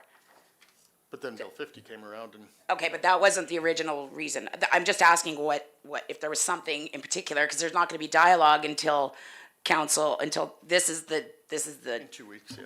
right? So I'm just asking, was there something in particular that prompted Councillor Barry, perhaps that while I'm reading through the procedural bylaw, I might note myself, what did she see? That's all. I've answered the question. Okay. Did you write this motion? Was it your suggestion? Very easy, yes or no? There's no reason for us to continue to. No, yes, there is. No, there is. If you had interference or intervention with administration, I would like to know it. Did you write this, and was this your idea? Call the question. No. You're not going to answer that? Because I do believe that you had been instructed by, no, wait. I participated in the development of a past motion. So you're not going to answer it? We've called the question. Call the question. Okay, recorded vote, please. All in favor? Opposed? Okay. 10.4, Proclamation Pride Month 2025. Acting Mayor Yushishin, members of council, the purpose of this report is to respectfully request that council consider the options below for the Gibbons Pride 2025 events. They're long. I believe you have read them yourself, so I'm gonna leave it at that for your choice. All right, can I get a motion and which option you would prefer in the motion? Councilor Barry? I'd like to move that that council proclaim June 15th to June 21st, 2025 as Pride Week in Gibbons and raise a pride flag on June the 16th. The flag would remain up for the week. Okay, so that would be option 2, correct? All right, any questions? Councillor Harris? I would like to make the request a friendly amendment that we don't fly the flag. The Canadian flag covers all of us, all of the residents, all the citizens of Canada. I don't believe that we need to raise another flag separating people. It's my request. Councillor Berry, are you in acceptance of that friendly amendment? No, I will not accept this friendly amendment. Okay, However, if my motion is defeated and Councillor Harris wants to put forward another one, that is her option. agreed. Any other questions? All right, all in favor? Recorded, please. Opposed? All right, 3 for 3, or 3 and 3, so that's defeated. Do I have another motion available then?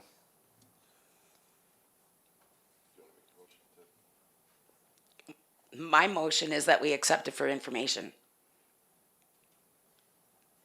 I do nothing, Okay, but, any questions on that? I mean, if that, okay, that's my motion then. Okay, any questions on that? All right, all in favor? Recorded, please. Opposed? Okay, let's try this again. Do we have another motion?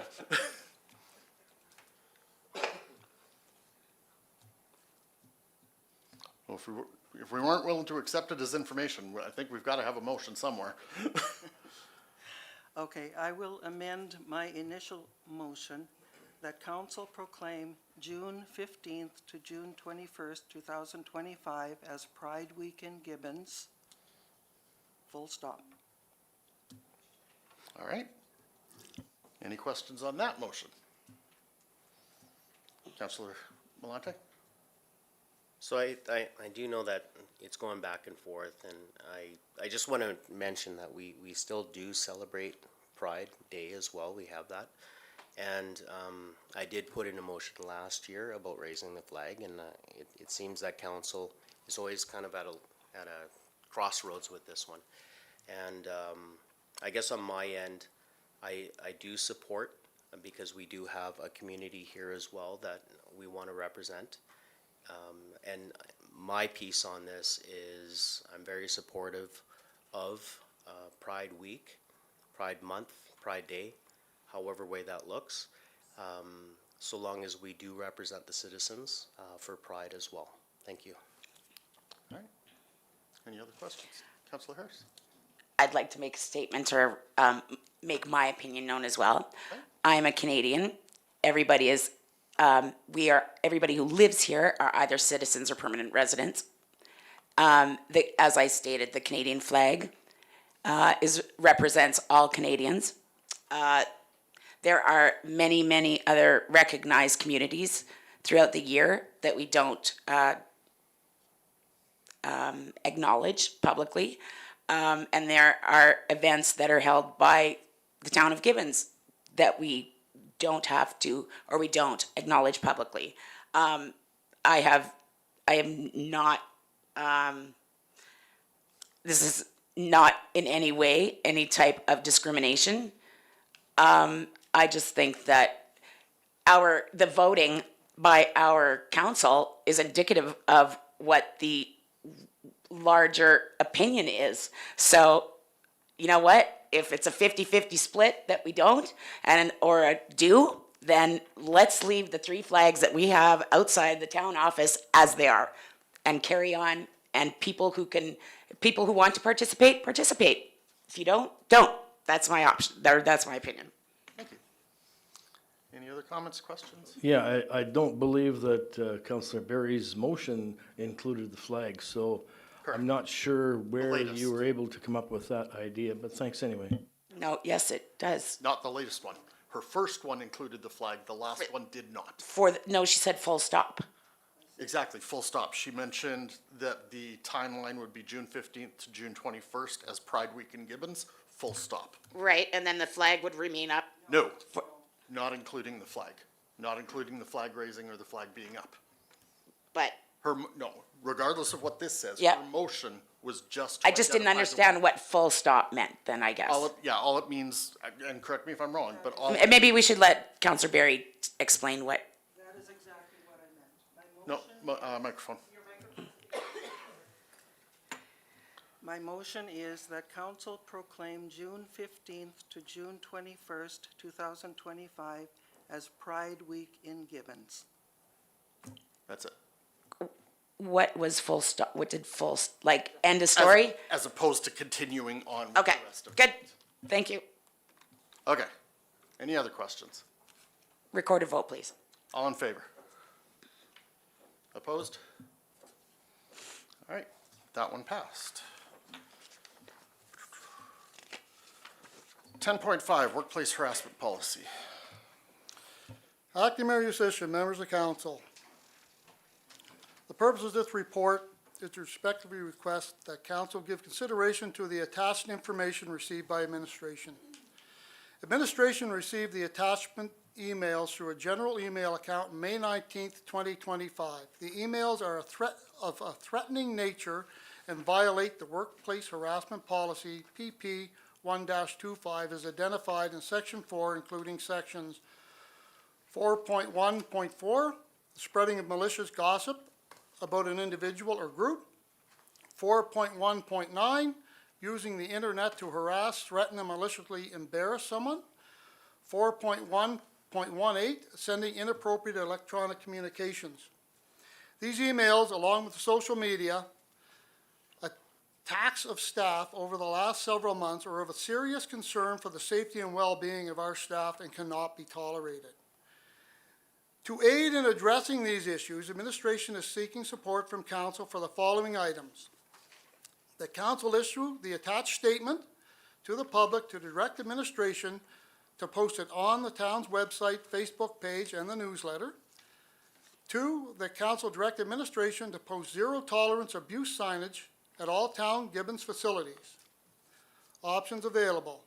The options for consideration by council include that council issue the attached statement to the public and direct administration to post it on the town's website, Facebook page, and the newsletter, and direct administration to post zero tolerance of abuse signage at all town of Gibbons facilities. 2, the council advise administration how it would like to proceed. Recommended action, that council issue the attached statement to the public and direct administration to post it on the town's website, Facebook page, and newsletter, and direct administration on post zero tolerance signage and how it would like at all town facilities. And if I may, I just want to, a statement from me. Like, good evening, acting mayor, assistant members of council, and residents.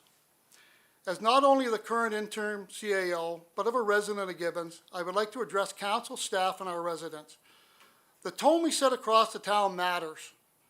The growing divisiveness within council chambers and social media or in everyday conversations is hurting the very fabric of our community. At the end of the day, we're all human. We all make mistakes. None of us are perfect. We're learning and growing, and yes, sometimes we fall short, but that should not stop us from striving for better. As public servants and neighbors, it is our shared responsibility to foster a cultured ground of integrity, mutual respect, and collaboration. That starts with each one of us, whether council, staff, or residents. We recognize that many of the challenges we face today are not new. They've been inherited, but the responsibility to face them is ours. Council and administration have both an opportunity and duty to move the town forward. That means shifting our focus from blame to solutions and from criticism to support.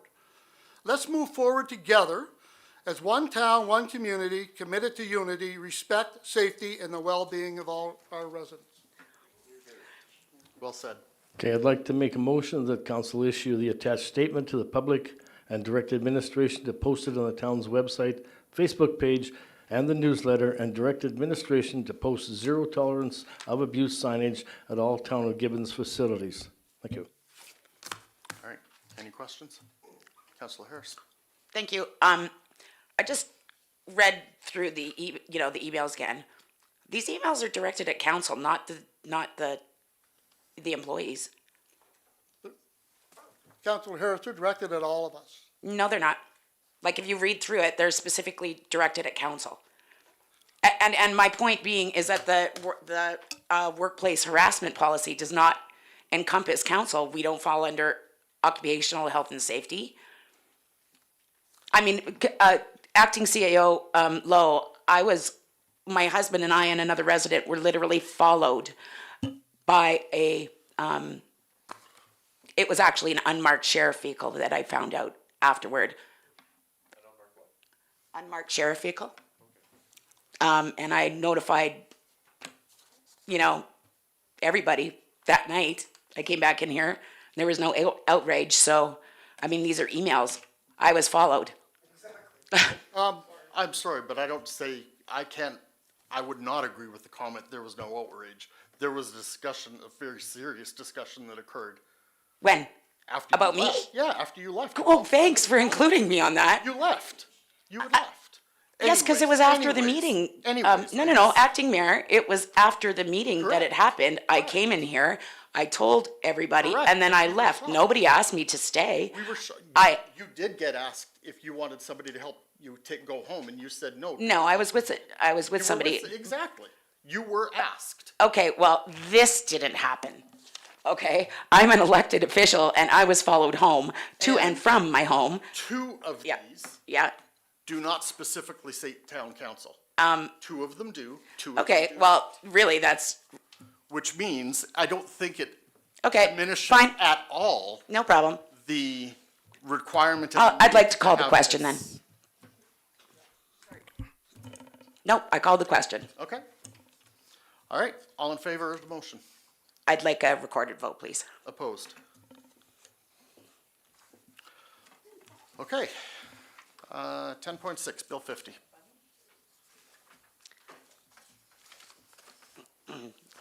That would be me, Yep, correct? yes. Okay, considering Bill 50 has now been passed and reached royal assent, and within it, all municipalities have been instructed to cease any council code of conduct breaches, punishments whatsoever. I would just like to know, considering I'm currently on sanctions, if what council is planning on doing. As of the 15th, you're no longer on sanctions because the bill told us so. Okay. And the day I found out about it, I verified with the administration that your pay has been returned to Oh, full. okay. Well, I'd like to know what committees I'm going to be on, because the meeting prior to it reaching royal assent, the committee appointments were decided. So I'd like my committees back.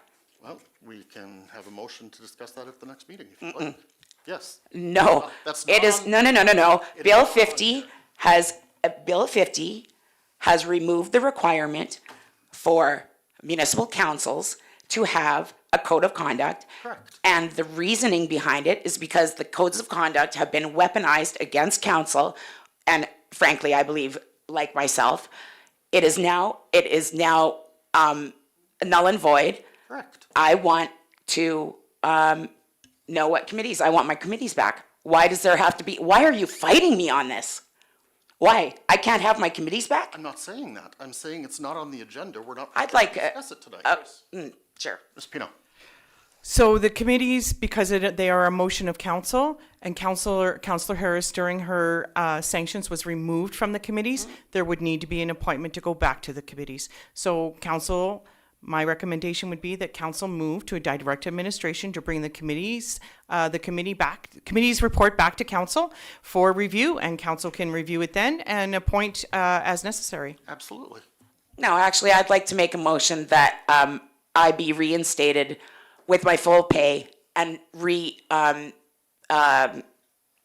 reinstated to my committees that I had prior to my sanctions. That's my motion.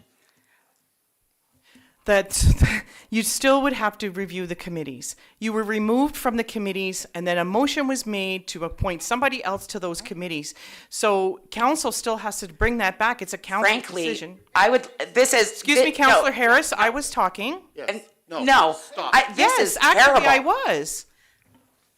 Ms. Pino. I can't believe that I am being, but-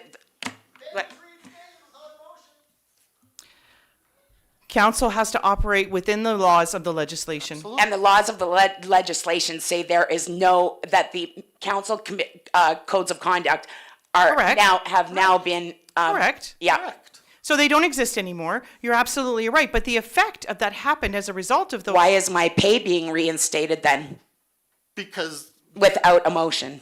your conditions are gone. And my, Because the conditions are gone. Ugh. We just need to discuss who's gonna take what, who's gonna lose what. That's all we need. That's all we need. I don't. So- okay. Okay,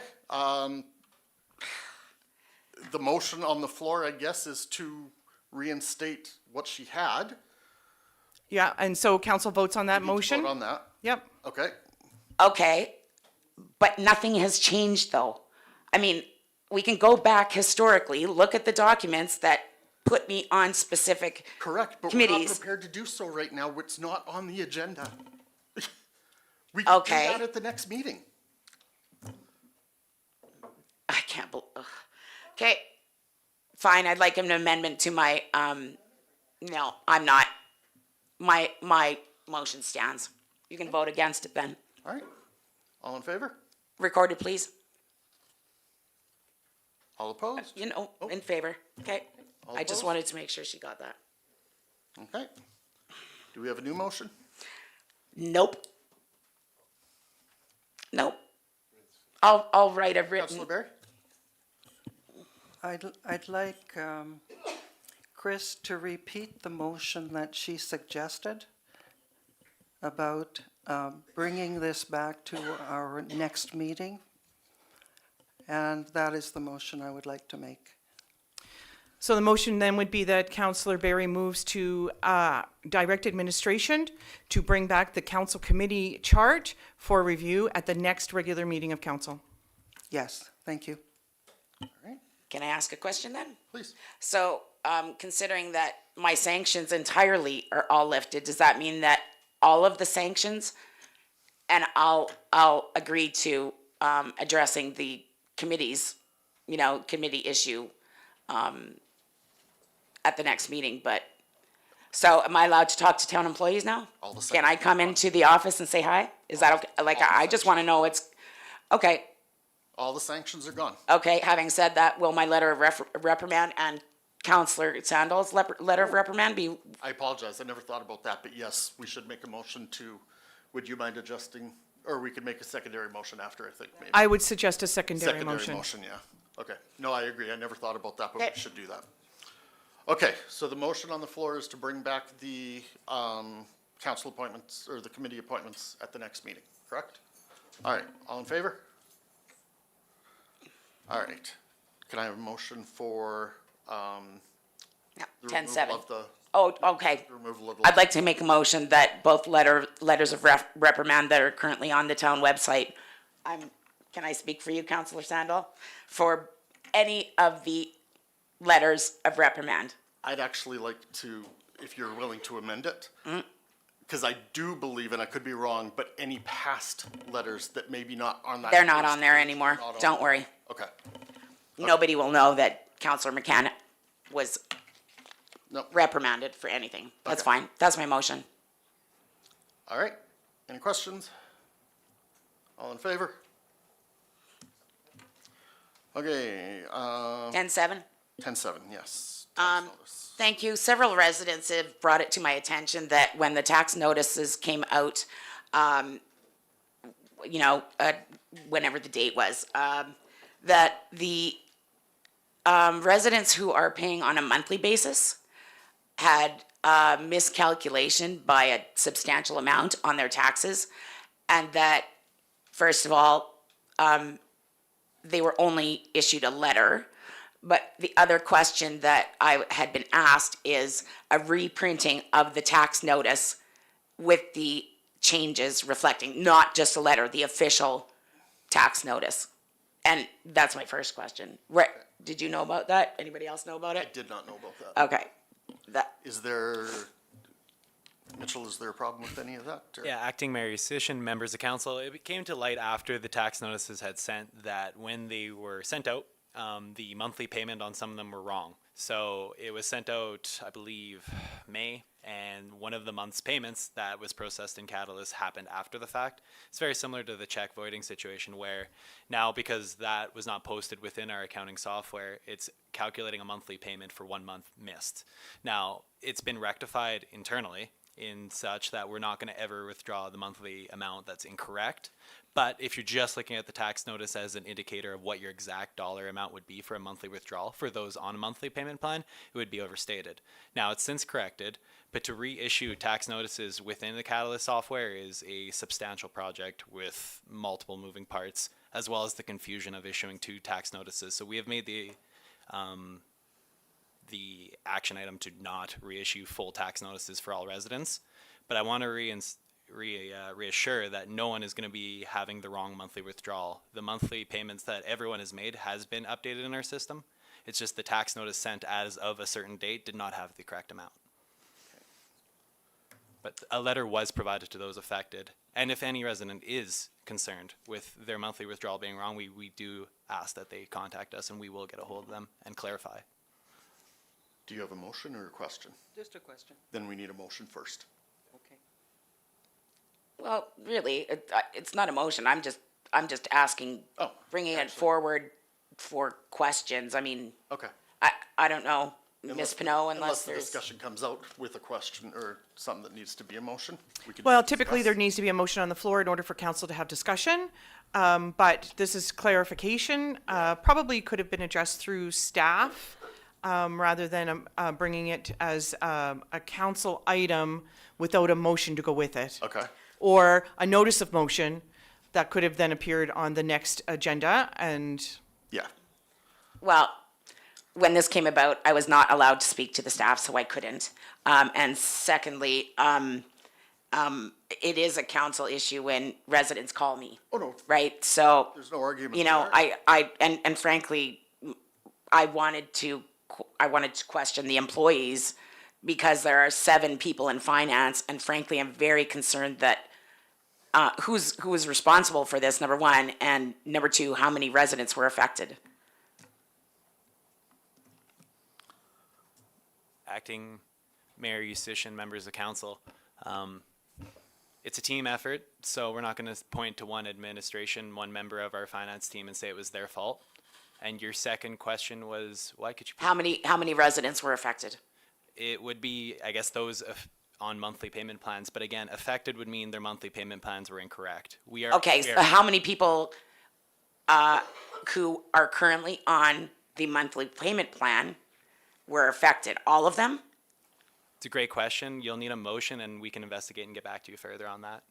Well, Do you know how many letters you sent out, roughly? I do not. Okay. okay, are we talking 3 or 500? There's a significant difference, because if a payment for March was not accounted for under the, for the monthly payment for their taxes, then where did it go?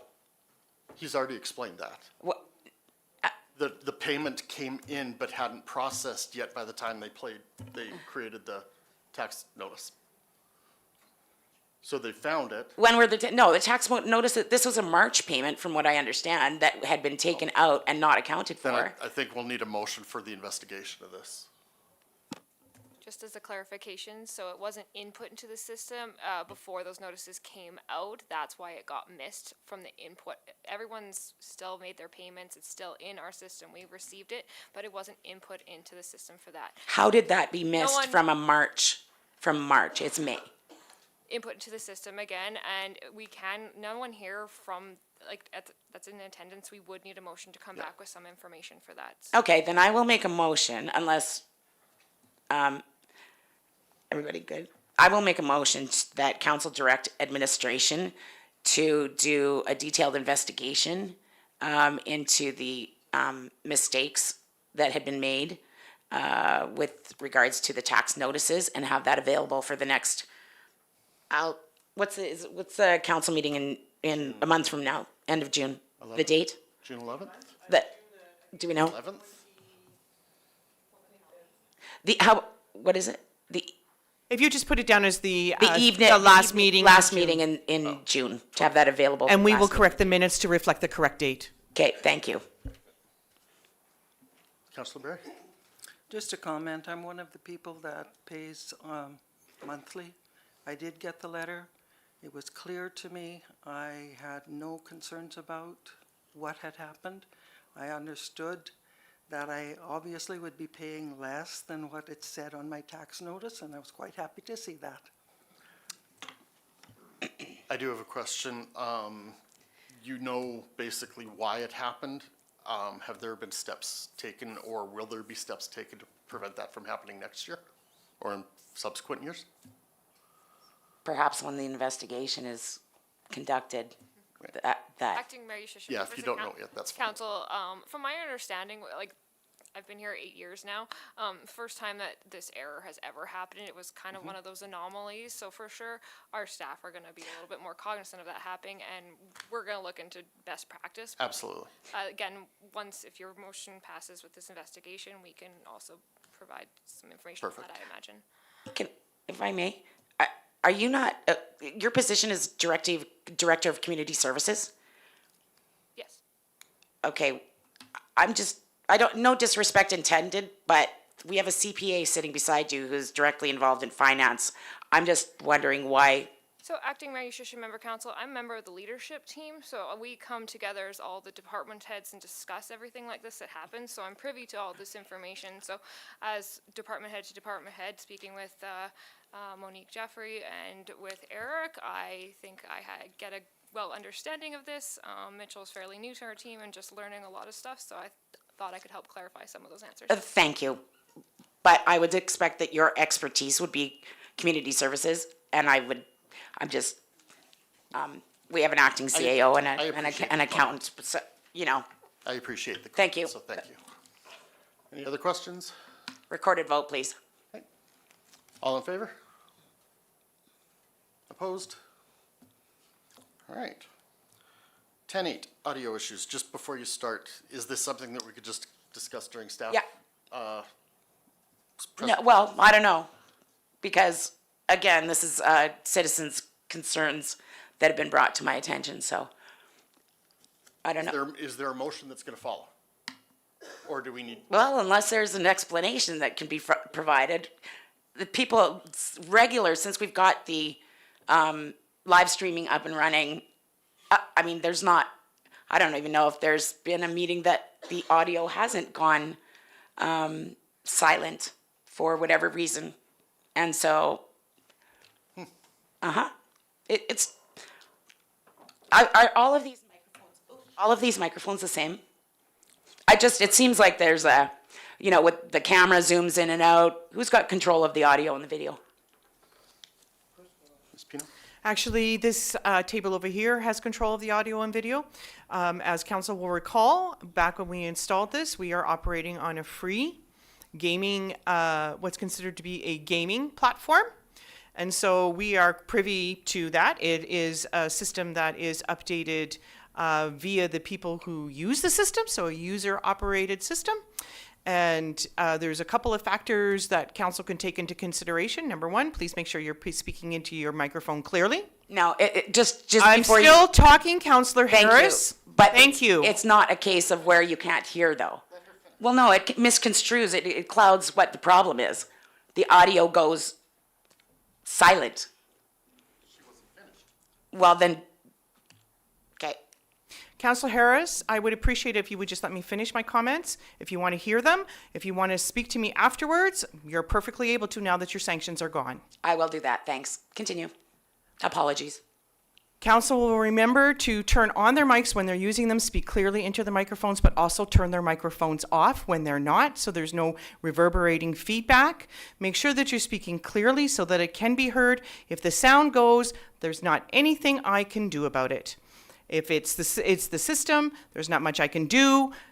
It's a free system. This is what we got. Okay. To be fair, I have often gone and looked back at our recordings to make sure that the motions I have are clear on the minutes. I haven't found a blank spot yet. There was a time, and I will admit to that, I think I admitted that to council, where I forgot to turn the microphones on.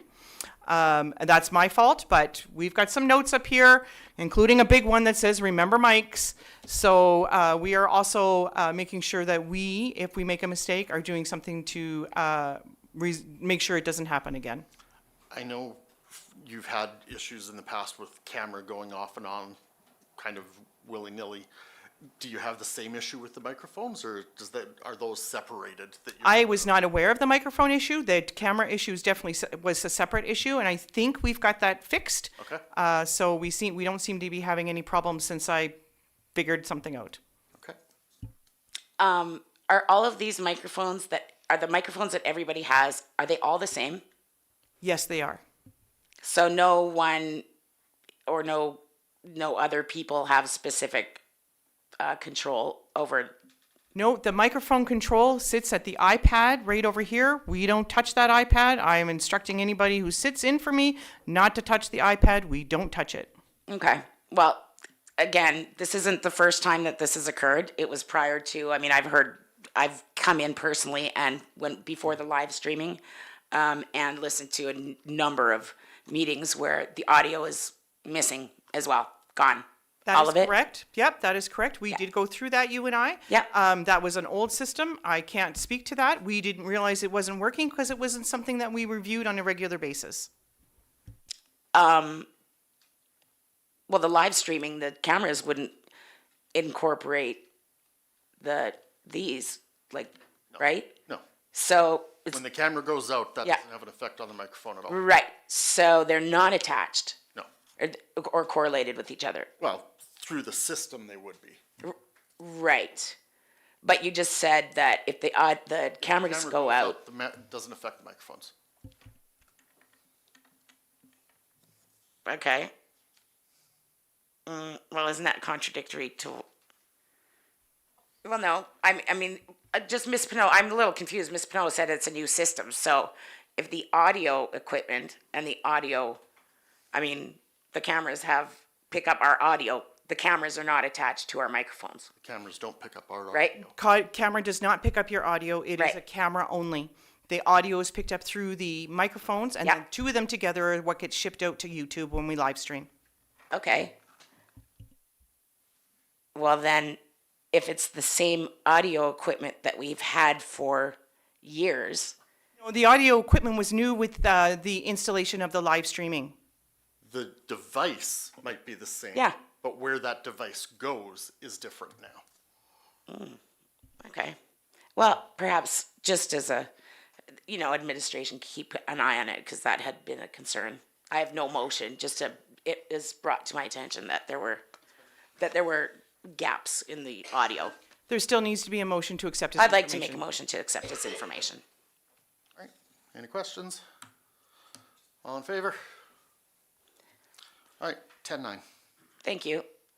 I'm going to refer back to the council procedural bylaw.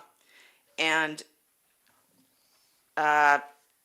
page 10 of 19, under delegations, it indicates that if a resident or residents want to address council and be added to the agenda, that they are to submit a request 5 days before the next meeting to the CAO. And, I've read through it ad nauseum. And in my interpretation, first of all, and I'll get to my point in a moment, please. This does not, in the way that it's written, this is the residents submit the request to the CAO and they will be put on the agenda. There is no deciding, the CAO does not decide who or who is not able to address council. So having said that, I do know that there were a number of residents who have worked very hard to collect signatures for a petition, and that petition has to be submitted to the CAO or acting CAO, and the request was that they do that at the meeting this evening. And the request was done as per the bylaw. So considering it was denied, I'm going to read point number 4 under delegations. Delegations who have not submitted a written letter may be granted by the chair or other presiding officer a brief opportunity to outline the matter they wish to present to council, and following that outline, the chair or other presiding officer shall determine if the delegation is to be granted time to present the matter outlined. Having said that, there were a number of citizens who worked very, very hard to collect over 300 signatures to request a town hall meeting with council. And I would like the acting mayor, Uchishin, to rule on whether or not Val Longstaff and Charlotte St. Germain can address council at the time. There you go. That's it. All right, thank you. I was actually somewhat expecting this, and so I have been thinking about it. And I am going to deny it only because Ms. Longstaff has been provided with the information on how and when the acting CAO will receive the petition. Because there's work that needs to be done once he receives it, and during a council meeting is not the time to do that work. It's just the presentation. It's providing, giving the petition. Correct, but once that's it. Once he has that petition, Yeah. he must do some work immediately proving that he has received it, and now is not the time to do so. Well, proving So that the he request- received it would the be re- on camera the and in front of a request- gallery. The request is denied. Okay. All right. I want to say, as a resident, I'm freaking outraged. We should be able to present whatever we want. I want to say you can have your seat, please. No, I'm going to leave because All right. otherwise I'm going to All right. say something I'll regret. You guys are pathetic. You're so afraid of covering your ass, you won't listen to common sense. Thank you. We still need to have a motion to accept his information. Okay. Can I get a motion? Actually, we didn't have a motion when Mayor Deck denied it. We didn't. You put it down as an agenda item, so all agenda items need to have a motion.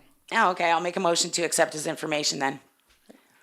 All in favor? And I would like it clarified in the minutes, please, the occurrence of what the decision was, please, and a recorded vote, please.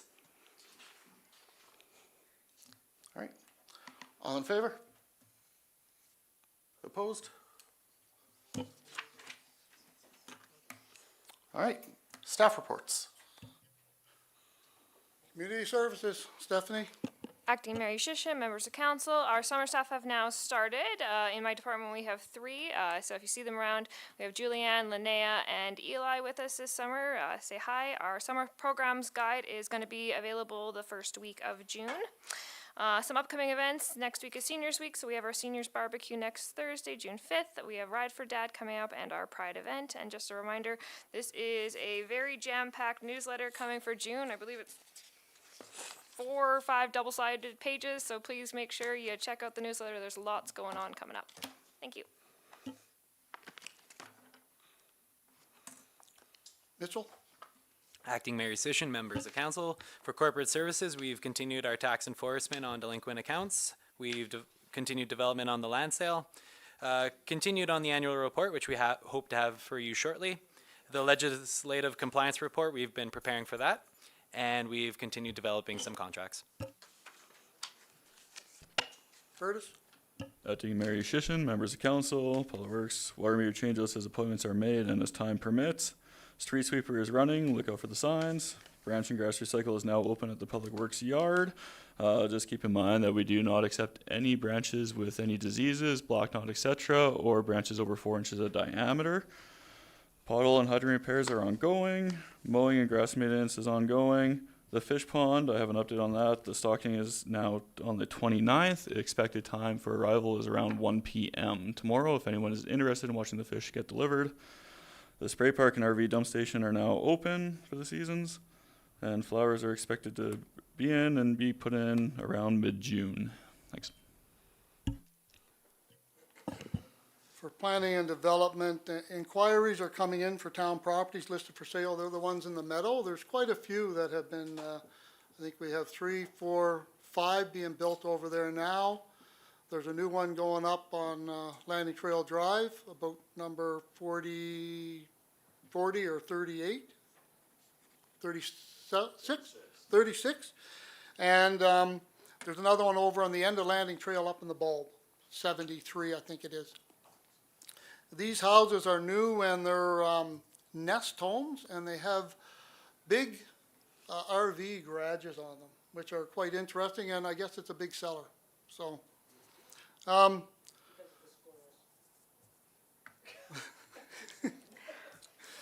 most of the retail units at Heartland Commons are leased or leasehold improvements are underway.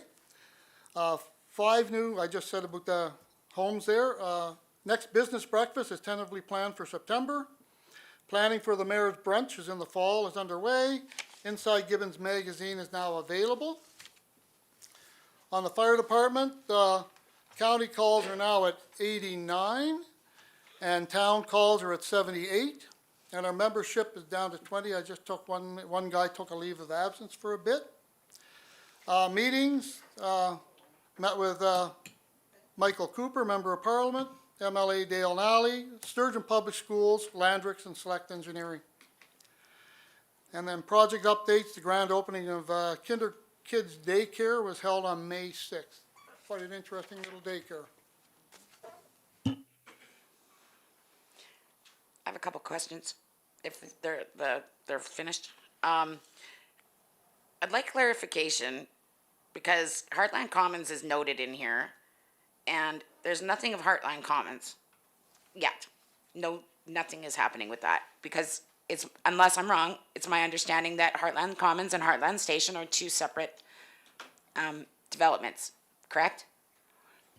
Yes, that is correct. That's my error there, Heartland Commons.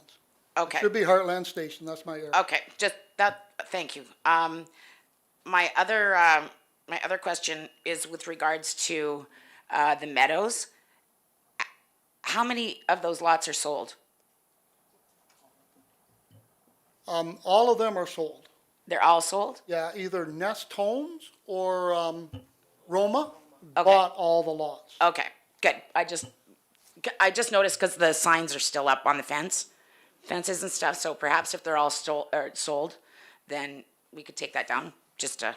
Yeah, I've been onto that. I will push it a little harder. Okay. The other question that I had was for you, Mr. Lowe, is I noted that you had a meeting with Sturgeon Public Schools. What's going on now that the South End development, like the Commons, aren't, well, they're kind of stalled right now? Session, members of council, Councillor Harris, the Sturgeon Public School Division is still very, very interested in putting a school in Gibbons, and it's in the beginning stages, so to speak. So we're meeting with them on a regular basis and going over different options and areas that they're looking at.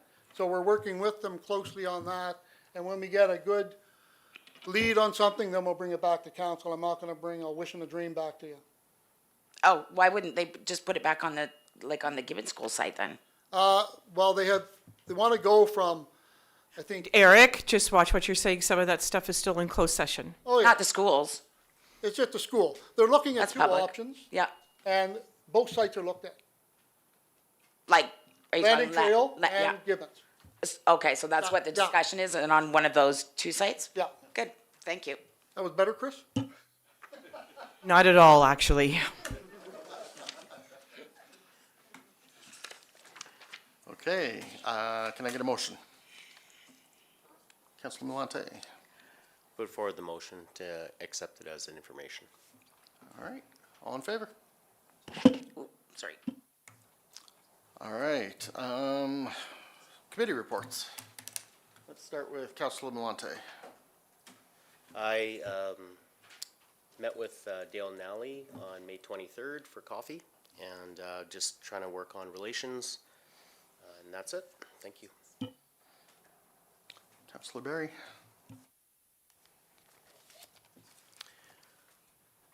On May 22nd, I attended the Homeland Housing Board meeting. On May 23rd, I also met with Dale Nally in his office. On the 27th of May, I attended the Gibbons Library Board meeting, and that's it. All right, Councillor Harris. Nothing to report. Councillor Kozak. May 15th, the Gibbons Middle School Open House, May 21st and 22nd, Aero Utilities Board Workshop. One thing I will add on that they always emphasize is the so-called flushable wipes, how many millions of dollars it costs the plant every year. And another thing that they brought up was the Edmonton, or the capital area is the best in water conservation, which means the low flush toilets and low volume shower heads. And it costs the plant millions of dollars because of that we don't have the water coming through the pipes. So it just, another area that water conservation, how badly it's backfired that way on us. And then May 23rd, Edmonton Salutes and coffee with Dale Nally. Councillor Sandal. All I have to report is meeting with MLA Dale Nally on the 23rd. Thank you. Before I do mine, your comment on the flushable wipes. Anybody that has a question, talk to Curtis. He has a fantastic little demonstration that he showed the result of those. And yeah, it was very eye-opening. Please do. If I may, Acting Mayor Yusishin, just to comment on that, I did not create that demonstration. It was actually my wastewater tech, Anthony Norris. I'd like to make sure the credit goes to him on creating that demonstration. Thank you. Yeah, it was a cool little machine. Okay, May 15th, I attended Sturgeon Composite High School Strides event, a fundraiser that they do, which they also turned into a little mini Olympics and a drumline competition. Got to meet the principal there, which I'd known previously, as well as the new principal going into Gibbons School next year. Unfortunately, I can't remember his name at all, but I met him and got a little bit of a tour around Sturgeon Comp from him. Then I also, on the same day, attended Gibbons School Open House. On May 16th, I attended the meeting with Michael Cooper, the MLA, or the MP, sorry. And on May 23rd, was also invited by Dale Nally to attend his office. Can I get a motion? Put forward the motion to accept this information. Thank you. All in favor? Can I actually just have a question before that? Was that that invitation to go meet with Minister McNally? How was that communicated? If I missed it in my emails, No, it was individual by Minister Nally to each individual person. So 5 of you went and met with the MLA knowing that I wasn't invited. I didn't know you weren't invited. Did you not ask why I wasn't there? I'm a member of council. Anyways, so, and frankly, the fact that Minister McNally invited all of you minus me is despicable. I just want that known. Okay, thank you. All right, any other questions? All in favor? All right, normally I'd say let's take a quick 5 minutes, but honestly, our closed session is gonna be really quick, so can I get a motion to move into closed session? I'll move to go into closed session. Thank you. All in favor? All right, we'll give everybody a moment. Thanks for coming.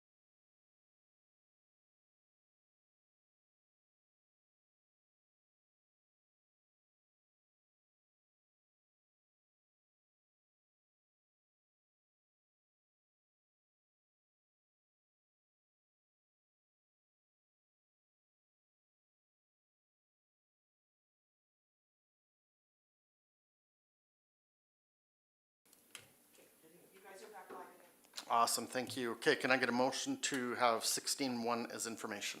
I'll make that motion. I'll make that motion to receive as information. I have one question. Okay, How, when there was a direction to do what we're voting on, yep. what, was there a motion for, because, do you see what I'm saying? If this is, and you, do you get what I'm saying? I do. How can we Okay. make a motion for information? Okay, that's a good question. If there is a motion? So there was a motion to direct me to do something. Yeah. That Bill 50 now Has- basically negates, but do we need a motion to to stop me from doing that action? Yeah, So did you discussed an action that was going to happen? Yes. Then your motion needs to reflect that action. So you can make the motion to be that Acting Mayor Yushishin acts as directed or will do the thing as discussed. I just don't remember how it was act as directed, how it was. I think the act as directed is actually how we did the motion in the first place. It was. I think so. To proceed as directed? And So- if we have to make an amendment on the minutes, that's when we can do it, right? Yeah, if it's just to proceed as directed, that's your motion, right? So that so-and-so, whoever made the motion, would move to that Acting Mayor Yushishin proceed as directed. Okay, so we need to rescind the, I'll make the motion that Acting Mayor Yushishin proceed as directed. You have a motion on the floor to accept as information. you need to You have two options. You rescind the motion or you defeat the motion. I'll rescind the motion. and now, Now I will make a motion that Acting Mayor Yushishin proceed as proceeds directed. as directed. Thank you. We're good? All in favor?